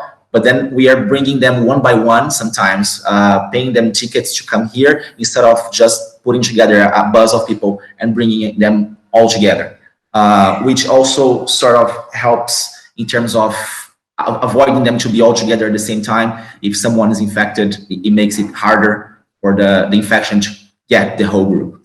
Also, what we are doing medical evaluation in all of them before they leave their cities to come to work for us. And upon arrival, they are again evaluated in terms of health and how they are looking like, so we can be sure that we are not sending anyone to the farm that is contaminated. Transportations now, as you know, we pick up all the workers in the city and bring them to the farm every day. So transportation now, we are transporting half of the capacity of people that can go in a bus and alternating seats. So you get a more difficult situation for the virus to spread. Everyone has to wear masks before going to the bus and also sanitize their hands with gel alcohol.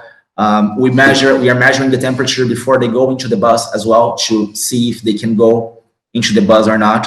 Of course, all those things, they help mitigating, but they're not the best solution, but it helps keeping the virus from spreading faster, right? And we can be more sure that there's not gonna be someone infected at the farm. Also, you know, we provide housing for some people during harvesting time. So we have the houses at the farm. We have reduced the capacity of housing by 50%. And also we're gonna be bringing less people as well to the farm this year for the harvesting. So what this is gonna impact in terms of how we harvest our coffee, which answers a little bit George's question. We are having to organize the teams to be more efficient, to work in less people, so we have less people in the same space, working on the same coffee, having less contact. The advantage is we are working on a farm, so pretty much everywhere is pretty well ventilated, unless if you're talking about the milling structure. But if you think about the wet mill, the places we are drying the coffee, the field itself, it's all well ventilated areas, it's all open air, so the chances of spreading those places are much smaller. Also, any places that will cause agglomerations at the farm, we have mapped out all of them and created plans for those places. For example, the cafeteria, where we have lunch with you guys when we are at the farm. The cafeteria is not working anymore, so everyone is getting their lunch in lunch boxes right now, so they can eat in somewhere that is more open, more isolated from each other, so we're not using the same space, so people, as Rolf said, cannot rub shoulders on each other during lunchtime. So we are doing all these things. All workers are using masks. We made masks and we gave masks for free for all the workers. We are doing lots of medical campaigns and support at the farm. So we have our doctor working very closely with all the workers and making those checkups with the employees, educating a lot, because as you guys know, we work with a public. Some of the people that work for us at the farm, they have lower levels of education. Sometimes they are not seeing this situation as big as it is, maybe because it's a smaller city that is sort of protected from this, because it's far from the big centers where the virus is spreading faster. Sometimes they have a false sense of safety. They think they are safe. They think they are outside of the areas that can be dangerous. So that's not positive as well. So we are doing lots of campaigns to make them more aware of what's going on and how they can avoid being contaminated and contaminating other people as well. Also, we are distributing sanitary kits with alcohol gel, disinfectants, masks to all the workers and their families, so they can go through the situation and luckily not be contaminated or spread this out even more. So this is a little bit of what we are doing at the farm, and with all of that, which is the scenario that's the one that is the reality right now, we have the plan B, C, D, as I said, for the other scenarios in case the situation really goes south and this doesn't look good in 2-3 weeks. We have the plans for those situations as well. But so far, it's not a major concern for us. We're gonna have the workers. They are coming in different teams. We have planned the calendar for harvesting in specific times based on the historic of how much sherry we harvest per day in week number 1, week number 2, week number 3. So we know how many people we need for each of those weeks. So instead of bringing everyone at once, we are doing this in a more smart way. We are bringing people in different teams, in different fronts, so we can do everything that we need to do in terms of harvesting the quantities that we have, in terms of the quality that we have, that we need to achieve, without having major impacts. So far, it's a positive scenario, not because it's gonna be easier, but just because we were very aware of the situation a long time ago, and we had time to really map out all the possible situations that could go wrong, all the possible places that we could have lack of labor, and this could impact the quality and the quantity. So everything is very well mapped out, and we are very positive that this is not going to affect us a lot. What we have been hearing, and also again answering George's question about origin in general, not only the term, okay? What we have been hearing from our peer producers here in Brazil, people are scared, especially because some areas like South of Minas Gerais, for example, it's closer to São Paulo, it's closer to bigger cities. Also, they are highly dependent on hand harvesting. So in our case, we, as you know, we harvest 85, 90% mechanically. And if you go to South of Minas Gerais, the mountains areas of Brazil, and those places, they're gonna still rely on hand harvesting, and they are probably gonna have a harder time to organize their labor to be able to deliver the same quantities and to deliver the same qualities as well. So we are hearing a lot of fear in the industry, lots of concern, especially in the areas where hand harvesting is very highly needed here in Brazil. So this is pretty much how it's been talked about here in Brazil. And Mimi, your question, you asked about how we are changing our plans in terms of production, of future, right? So if because of that, we are changing anything in how we are planning the next years of the farm. If we are stopping planting coffee, if we are stopping doing things like that, right? So pretty much in terms of agronomic management, we are not changing anything. We cannot change anything. So first of all, the trees, they're there, they're growing, they still need to be fed, they need the water, and we have to give that to them. If we don't give that to them, they're not going to perform well in the next few years when people are going to be drinking coffee back to normal, right?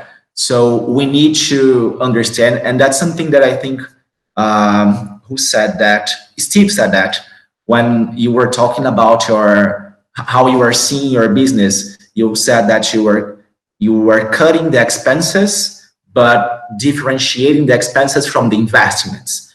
So that's something that we are doing as well. So besides giving the trees the basics, the things that we need for them to perform well, there are investments that we have already decided to be doing right now that we are still doing. Of course, when this whole situation came up, we had to look to the business and all the plans, all the investment plans that we had for this year. We had to look to each of them and see the ones that would be more important and more vital in the medium and the long terms, and the ones that we can maybe postpone for the next year. We have looked at each of them very wisely to decide the ones that we would keep for this year. But in terms of the operations of the farm, nothing has been changed, and probably nothing's going to change because the trees, they are still growing. If we stop planting now, for example, that's not going to be something that's going to impact us now. It's going to impact us in 4 years. So we have to keep working just as on the farm side, just like we have been doing in the previous years. But your question is very good, because we know that for many farms that maybe don't have the structure that we have and cannot organize themselves as we do, and maybe work on tighter cash flows, those farms maybe might be cutting down some of the basic investments, which might be irrigation or nutrition and things like that. It's not our case. We understand that this is something that is part of the operation, is vital to the operation.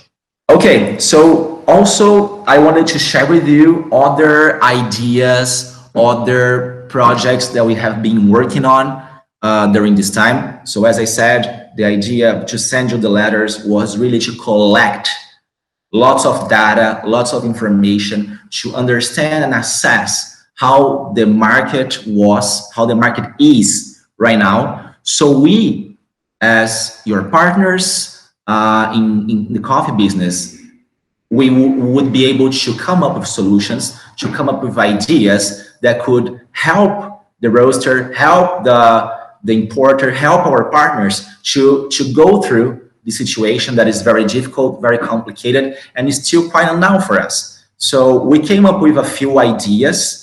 Some of them we have already shared with you, some of them are new, and I would like to explain each of them to you. So part of our strategies for the outbreak that involves you and our partners around the world. So first of all, what we had thought as support measures for partners and roasters. So the first of them, you already know about it. It's not. It's more related as a concept of how we see we should be moving on right now, which is the Beanstalk Project. We already sent information on that for you. So just for those who maybe haven't read the memo that we sent, the Beanstalk Project, the idea is when we started receiving the reports from the roasters, from you guys, we saw, okay, our roasters are all reporting they are selling 70% less coffee, 50% less coffee. How can we, and they are still working, because some roasters reported back that they were not working at all. So how the client, how the person that's buying coffee online or as takeaway, how this person can know that these roasters, that our partners, they're still operating? How can they know that they are working normally? So we created this hot site called the Beanstalk Project, and we created a list of roasters that are our partners that work with our coffee and are still working during COVID outbreak. So the idea, we have a good following also on social media, the Terra, and the idea was, okay, maybe some of these people that are following us, they are buying coffee online worldwide. We know that there are lots of you guys that sell coffee not only in your countries but to other countries as well. So we wanted to make the clients, the people that are our followers, aware that you are working. And also, as you guys know, we are very, very connected to sustainability, to creating positive impact through our actions. So we didn't want to make this only a commercial action or a marketing action. Okay, so let's create a list of roasters and ask people, okay, buy coffee from these roasters in this list. That would not be the way that we like to do this. So we attached this campaign to something that is sustainable. So Isabella is going to explain a little bit to you after me, but we have lots of projects on planting trees, on trying to sequestrate carbon, on trying to improve things with global warming. And what we feel is, right now, we are so much focused on one big problem that we have, which is COVID. And of course, it's okay we are focusing on that because that's the biggest problem we have. That maybe we are not doing other things that we should be doing as well. We are not discussing, even on the news, even on the newspapers, we're not discussing as much on sustainability, on things that are also very important. And after the outbreak is gone, what have we done during this time for the world that we're going to have later, right? So the Beanstalk Project also implies on us planting trees through the coffee that is bought from those roasters in the list. So from all the roasters that get into the list during the period of the outbreak, 1 kilo of coffee is equal to 1 tree planted. So we're going to be planting ourselves, the Terra, trees to incentivize. The idea is also showing that, okay, this is a bad situation, but how can we make something good out of it? So that's the first project that's related to the roasters, creating awareness that you guys are working and also having a nice message. And there are lots of roasters that are already in the list. Some of them are using this as a marketing tool more or less than others. If you guys want to use this as a marketing tool, hey guys, we are partnering up with the Terra. The Terra is a farm in Brazil, and they're going to plant 1 tree per kilo of coffee that we sell during the outbreak. Use it. We are doing this for you. We are doing this to help you having another nice message, because you guys already are super sustainable. You guys already have lots of nice things that you can share with your clients. But if you want to use something positive during the COVID, you can use the Beanstalk Project as something that is another tool for you to talk to the market right now. Okay.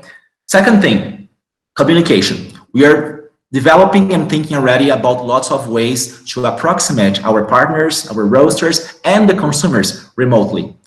We usually say the best way to sell coffee, being a coffee farm, is having people coming to the farm. That's why we really like to have you guys coming every year and showing what we are doing, what are the new experiments, what are the new investments that we have done. We really focus a lot of on bringing you guys to the farm and bringing your clients to the farm. That's really brilliant. That's the best way for us to show what we are doing. And this ends up in sales, but we're not trying to sell when we are at the farm. We are just hosting you and showing what we're doing. But this is a natural process. But this year, you guys are not going to be able to come to the farm, and your clients are not going to be able to come to the farm as well. So how can you talk about the coffees that you have? How can you show your clients that you are approximating your company, your business to the origin? So what we are going to try to do, what we are doing actually, is lots of communication materials for you guys to use with your clients, talking about the farm. So we are releasing some videos that we already had on our files. We are producing infographics talking about processes in the farm. We are partnering up with some magazines around the world so we can keep talking and keeping the message going. And this meeting, for example, is one of the ways that we thought of how we can be close to you guys, even though we're not be able to come here and share some cheese bread with us this year. So this is something that we are focusing on. And more specifically,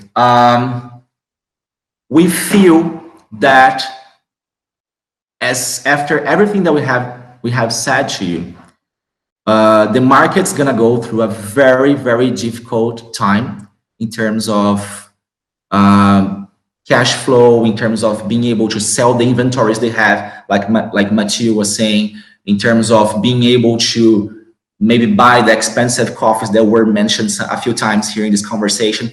So and from what we have been hearing from our partners and our importers, commercial coffee is going up. Commercial coffee is selling a lot. Lower specialty is going to have a faster recovery. And those coffees are great. I mean, there is market for it.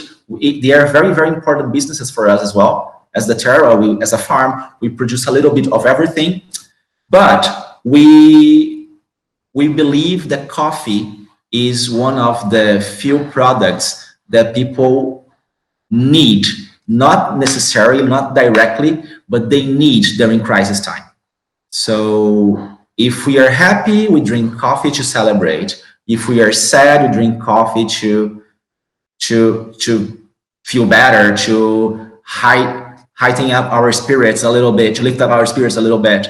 So we need to keep providing coffee, and we need to keep offering great quality coffee to the market. We don't want people to be depressive and only drinking whatever they can just grab on the supermarket shelf. And to do that, we feel a little bit of what you have said, George, as well. We feel we should support our partners, support our roasters to have access to those coffees. And in this very difficult financial moment for everyone in the world, we feel responsible for making it easier, for allowing you to have access to great coffee, to have access to, and be able to offer this to your clients that maybe are losing their jobs, they're being furloughed, and they're gonna have less money available to invest on self-indulgences, right? So because of that, we are going to reduce the prices on all the coffees we have in inventory. So we are already reducing prices for everything. They are very significant reductions because we feel that that's what people are gonna need right now. Our idea with that, you guys know, we are not usually giving discounts on coffee because we believe the coffee has this level of quality. This is how much it costs. We already are paying for this coffee that you are drinking now for at least 4 years for crops. So we could deliver it now. So we usually don't give discounts on our coffees. So we don't see this as a discount. It's almost like sharing our margins with our partners. So we would like to reduce our prices so those reductions can get to you as well, and you are able to provide great coffee to the market that's not going to be drinking such a great coffee for the next few months. That's something that we are feeling. We feel responsible for that, and we feel we should share, cut down our margins so we can share that with you, and so we can allow people in the market to keep drinking great coffee. That's one of the things that we'll be doing. And we are negotiating other things also in that sense. If we have any news on that, we're going to share with you. But in terms of price reductions, we are going to be sending already after these meetings are over. Tomorrow, we're going to have a meeting with our importers as well. We're going to be sending the new price lists for you guys and for our importers by the end of the week. Okay? A little bit on the 2020 harvest, not talking about COVID anymore. I'm fed up talking about COVID already.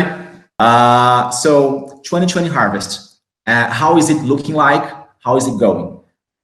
COVID apart, plants, trees, nature, soil, water, climate, all of that, okay? So 2020 harvest is looking like it's gonna be a great harvest for us. In terms of production, we're gonna have a good production. We are foreseeing something around 80,000 bags, 85,000 bags maybe this year, which is a good year of production for us. In terms of quality and bean development, it's looking like it's gonna be a great year for quality. So our quality team is already cupping some coffees that are starting to get to that level of ripening, and so far the results have been great. So Renato and the whole quality team, they are very excited. They were very positive, bringing us some feedback on how the cherries are tasting like this year. It looks like we're gonna have some very good coffee lots coming up. Bean development, the beans have grown well as well because we had good rains, we had good climate. So thanks God, at least one thing can be celebrated to ease up things a little bit this year, right? So thankfully, this part actually relies on the plants and on nature. They have been working a lot for the whole past year, and they cannot be infected. So not by these, at least. Roy, a different problem.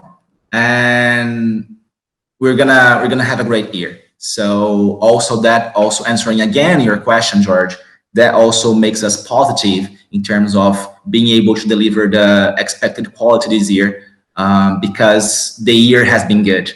In terms of climate and nature, we had a great year. So that's gonna ease up things a little bit, thankfully.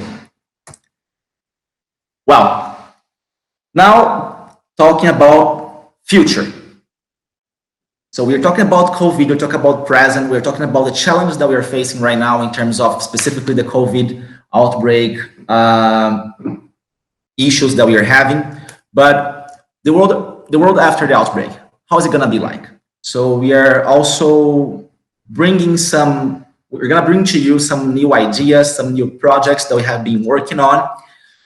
Talking about marketing and communication as well, I think that those projects that we are developing, they can be nice, powerful tools for you as people that sell the Terra coffee. You can use those projects as tools for your clients, for your markets that maybe are buying coffee from home, they're buying coffee for takeaway, whatever. You can use these as tools for you to keep selling coffee. And on our side, it's things that they are very well aligned with our values, with what we believe that we should be doing as a sustainable coffee business that is addressing the issues that we're going through right now, but also looking to the future. So I'll invite Isabella now. Isabella is our sustainability director. Isa. Hi, Welcome. everyone. It's so glad to be able to meet you. I'd like to thank you all for joining us, and also to be so open and share all the situations and the opportunities and challenges that you've been doing so far. It's very interesting how we can perceive you hopeful, optimist, without losing the concern about how harmful the situation is. But just like you, we've been trying to be creative, aware, and plan ahead. And talking about the future, we cannot think about the future without thinking about being sustainable so far.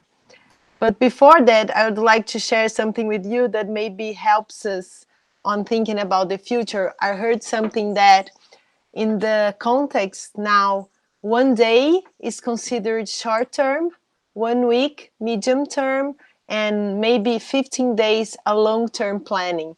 So anything your perk about how we see the coffee shops and if people will be continuing to join coffee shops.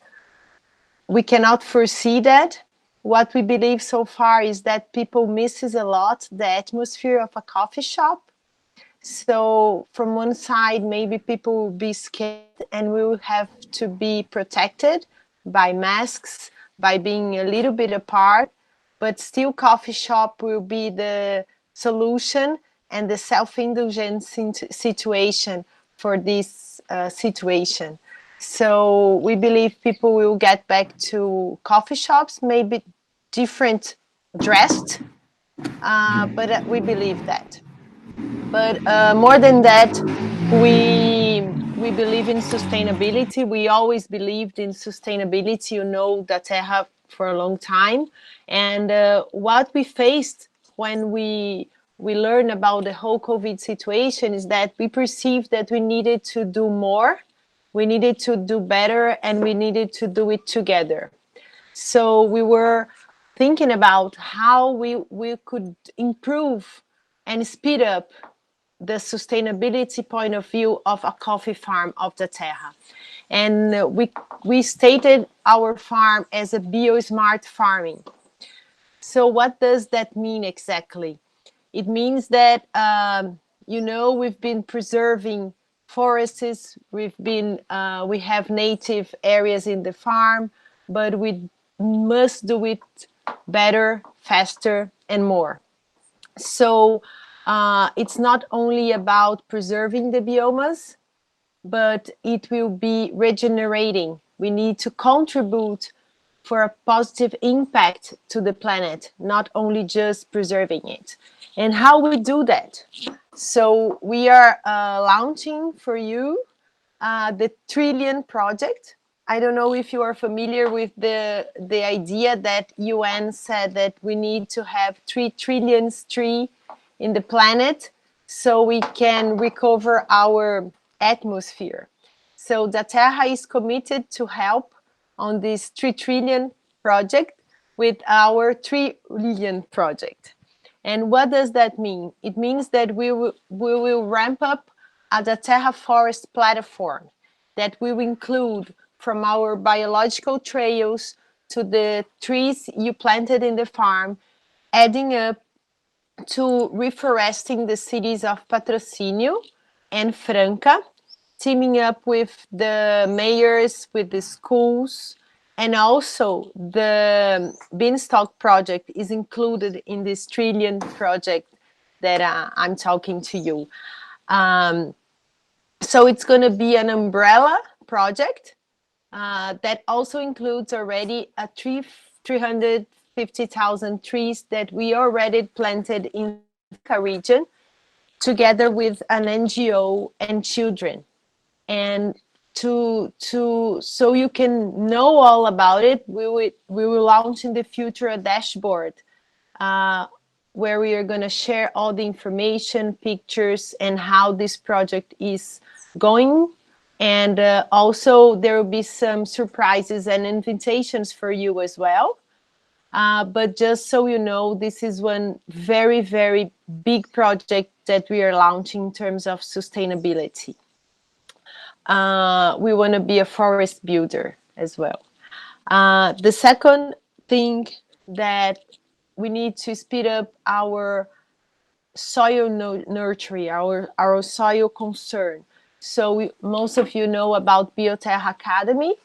our concern about how we can improve our knowledge about soil so we can be more, so it can be more fertile, we can avoid carbon emissions, we can almost be a carbon farming.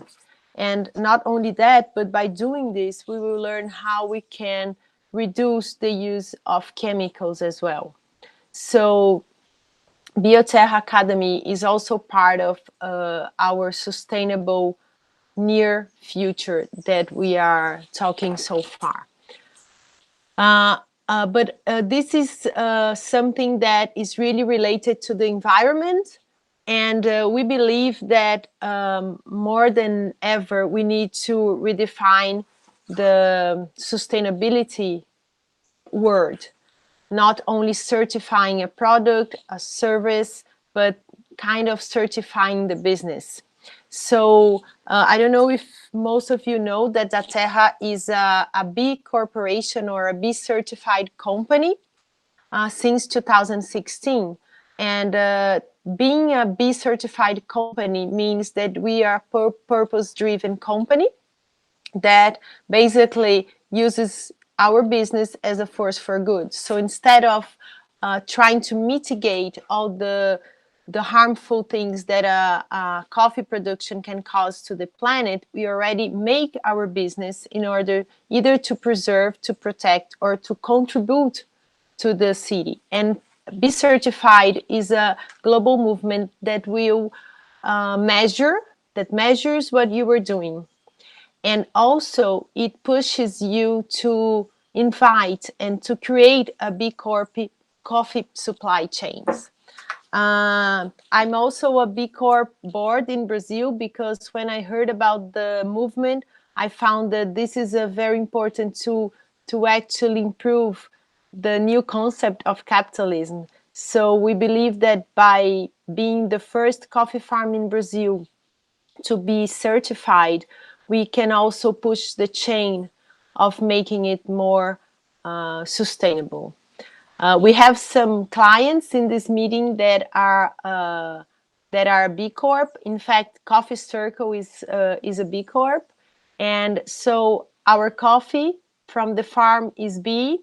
We sell to a B coffee roaster in German who also sells to customers. So this is a whole chain coffee, a B coffee farm. And also Sustainable Harvest, as an importer in US, Equator Coffee has made a very nice campaign this year to launch a B Coffee. They came to the farm, they did filming. So we also invite you to, if you want to learn more about it, we actually believe that being certified as a B Corp and also to add this value to the coffee can actually do very good for the planet and for the business as well. Because we believe that with this crisis, more and more people are looking for credibility. They are looking for really sustainable companies and to trustful companies. So we are offering you also this value that can maybe help you to increase sales, to relaunch coffee, seen from a different perspective. And if you want to know more, we don't want to be longer in this meeting, but then we can, maybe if you want to learn more, or if you want to do a special project together, just like Equator did, we can set up a meeting. So then I can explain better, deeper with details. But also you can check on the website, like Be Certified Companies. It's very interesting. It's also a commit from the Terra that we will follow the SDG goals, the UN 2030 agenda. So I don't know also if you are familiar with that, but I know that international market are very concerned about if our business is doing something to address the UN challenges. So also when we do the Trillion project, you will have on the dashboard all the goals that Terra has been achieving as well. I would like also to ask you to help us think more about sustainability, because I think one of the words that we've been hearing a lot during this situation is the interdependence, the need of collaboration. We won't be able to exit this crisis if we don't think globally and together. So to end my part here, I'd like to ask you 2 questions that if you can email me or share in any way that you want. It's learn a little bit from you what sustainability means. If you actually believe that sustainability is a value that can increase your sales, can add value, can help you, and by helping you, we can help the planet. And also, what would be the 3 aspects of sustainability that you might think that can be addressed to your customers and clients so we can help you offer this to them? So maybe CO2, for example. If you think that this is something that your customers understand and it's important for them, it's relevant, then you can tell us about it. And we can build together communication products as well and projects. So I don't know if you have any question, any comments, but I'd like to thank you for this quick opportunity. Thank you, Isa. We're gonna send you the questions that Isabella shared with you. So you can please, if you can please answer those questions to us, we would really help us, giving us food for thought so we can create new projects, new solutions to help you using us as a platform, as support, as fuel, as offering you a product that makes sense to your market in terms of sustainability and quality, so we can do more together, okay? Well, to close the meeting, I would like to invite Luis Norberto. Hi, Luis. I'm here since the beginning, but quiet. I can't believe you. Yeah, he's having a heart attack there. You know what? Good morning, good afternoon. It's a very interesting experiment, this new life in a pandemic situation where you have to behave differently. And this morning at 4:30, I started a meeting. And it was funny that this first meeting was very difficult, by the way. But we are learning now that we have to wait the other person to speak, then you can speak. And when you have too many friends like you, I have to listen to you all, then I can talk. That's a lesson for me. You know that I am an outspoken person. I talk a lot. I am a very aggressive talker, but I had to learn to listen. And I tell you the truth, when I have to learn something, the only thing is to learn how to listen. And this is what makes the future now a positive thing for us. We all are learning a lesson that we never imagined before. We are learning a lesson that even the most creative person in the world would never be even close to what is going on. And we don't know where we are going. But I have maybe 5 things to tell you based on what I heard from all of you. And maybe what I'm going to say is very similar to what you said. I was watching each one, and I won't say any name because I will be not honest with all of you, but I have to say this. One thing first, this pandemic is teaching us to be more related to our values. People that we love, people that we trust. You know, the political arena is very, very, very complex. But you know, you have people. Yesterday, I got a call from a friend that was in Harvard with me for 4 years together. Then I spent another 16 years there. And I talked to him because he lives in Rio. And he called me last night to say, Luis, I have to speak to someone I trust. So we spent a half hour talking about his problems in Rio. Rio is suffering heavily. And it's interesting. I was in Harvard in a class very difficult. And nobody was, defining the real problem. So our case was going to be a mess. And this guy came to speak, and he was speaking so good English that I couldn't imagine he was a Brazilian. But his brain was fantastic, a very special engineer. By the time that we were discussing the case, he said, "Are you Brazilian?" I said, "Yes, I'm Brazilian too." Can you believe that this situation, and Isabella knows him, Celso Quintela from Rio. And he was a very good sailor, and his son is also a very good sailor. And his son was in New York, and he's blocked in New York since the beginning of the pandemic. Can you believe that? He was changing planes in New York, and he's in New York until now. So everyone has a story, a problem. He told me about a friend that's 90 years old that's got the virus.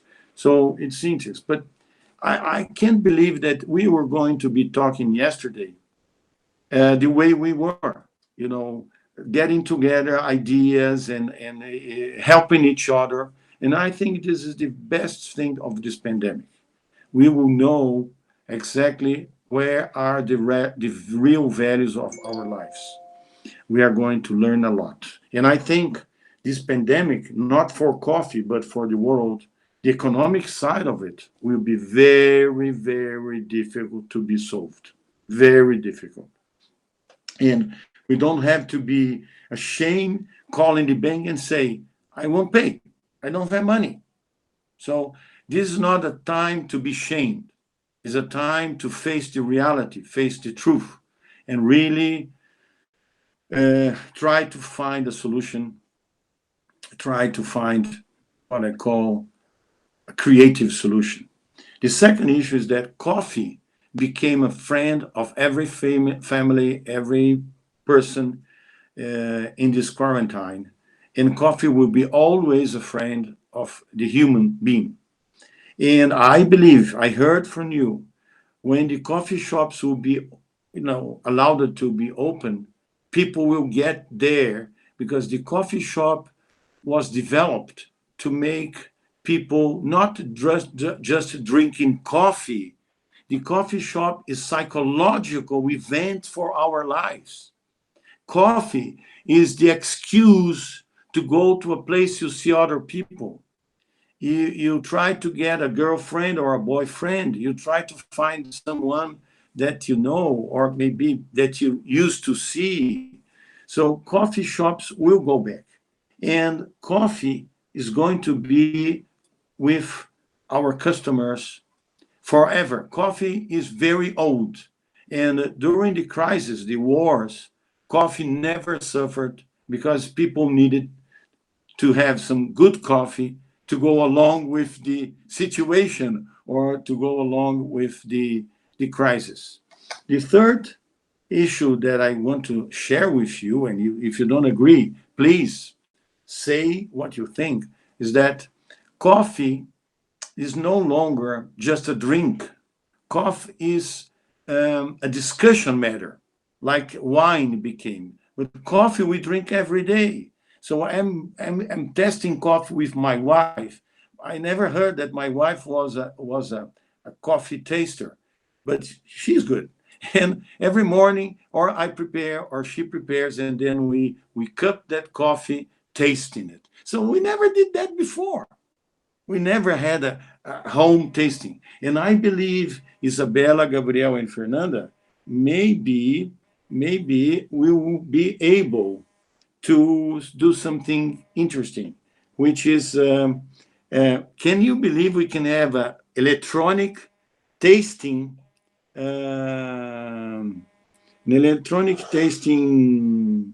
event?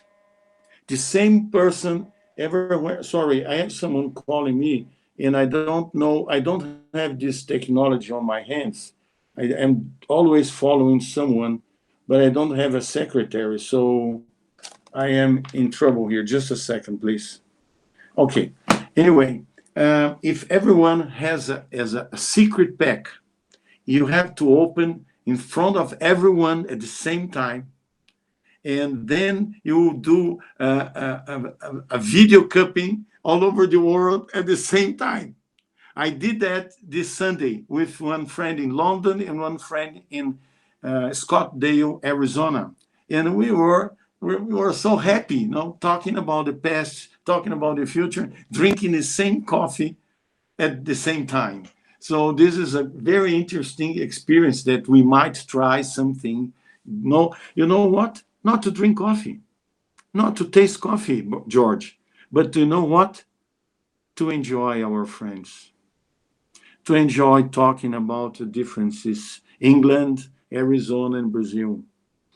So coffee, in my opinion, will be the glue, the cement to have people getting together again. So if we could, we can send it to friends, the same coffee, and they open at the same time, and we get together, 10 people, 20 people, drinking the same coffee at the same time to discuss philosophy, to discuss art, to discuss, music.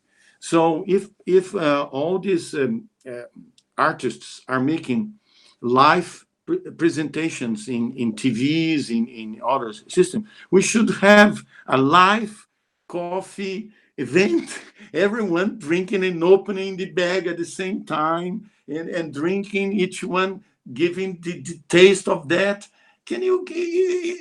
We are learning something. This is a moment of learning. Suffering means learning too. So this is the third part of the equation. The fourth, not least, is that sustainability was a fad, was a wave. Now we have to talk to your customers. What is sustainability for them? We have to listen to them. Sustainability is it's a world.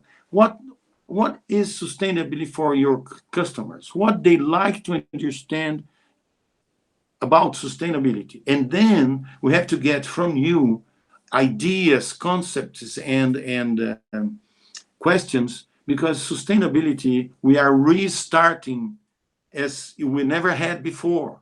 But I know that they are going to talk about natural forests. They are going to talk about water. They are going to talk about rainforests. They are going to talk about how we treat people. So sustainability now is a different challenge. And if you don't ask your customers what they understand, how they understand the word sustainability, if you can do that, so you have a cupping, Sunday morning in your coffee shop about sustainability, asking your customers, each one, to tell us what means sustainability. And the Terra has to find solutions for these claims. So Isabella explained very well the B system. But the B system is a purpose. We have to go from purpose to action. We have to go from purpose to good coffee with soil, with soul. We have to go from coffee with soul to a cup that you see it, you taste it, because you gave us an idea and we deliver it. And maybe we won't be the angel of the world, but we are going to try in the coffee business to help other coffee makers, to have this exchange with other producers. We were talking, Fernando, myself, and Gabriel, a crazy idea. How we can share some of the research we have done with all coffee producers that you buy from. We make just a second again, I have so many. Eu vou cortar o som. Eu vou cortar o som 1 minuto, okay? Give me some, yeah, they believe I am 10 people. I'm just one. But anyway, I will finish this with you. So my dream is to have from your other customers. Remember that you gave us the names for the producers exchange. So you gave each name. So we could put together what I call demands, dilemmas, difficulties, and we could share the difficulties, and we would open a research in our farm with a researcher to do that analysis to help every producer in the world that you like. From Honduras, Costa Rica, Kenya, we have to help the coffee producers system that serves you. And with this idea, I arrived to the 5th idea. Da Terra is going to have a special prize for students taking postdoc from all universities in the world to help coffee. And we are going to give to the 3 or 4 or 5 students that are going to be elected by you guys, our customers, by other producers and special engineers, researchers from universities in the world, what of these students will get the prize. The prize will be given by Da Terra and our customers. And you will be on the name of this prize to postdoctors or doctor students, no matter where they are, but if they bring something new for coffee. So this prize that will be maybe $3,000 to $5,000 per paper, a postdoc paper, and we are going to have the most important agency in Brazil called FAPESP, maybe CIRAD in France, maybe a university in North America or in Italy, to give to these students everything they can help the coffee industry in the world to produce better coffee. And you, our customers, will be in that diploma, I would say, with the money for them to continue these studies they were doing. So I believe that Da Terra has a mission. Da Terra is not a farm. Da Terra has a mission. We don't have targets. We have a mission. And this pandemic is putting this mission higher, further. And only with you, we can reach our mission. Only with you, we can reach our mission. And with the help of these students, when I say doctors, postdoc can be 40 years old, can be 45 or 25, but with them and these research institutes like CIRAD, like FAPESP and others, we will enlarge the concept of helping each other, bringing to the level of cup or coffee places. Can you imagine you have a coffee place in any place in the world, and this guy is visiting there, and you make in your coffee shop a special cupping with this researcher there talking about his research. So it's my dream. We have a mission. We have a mission. We have to fulfill this mission with you.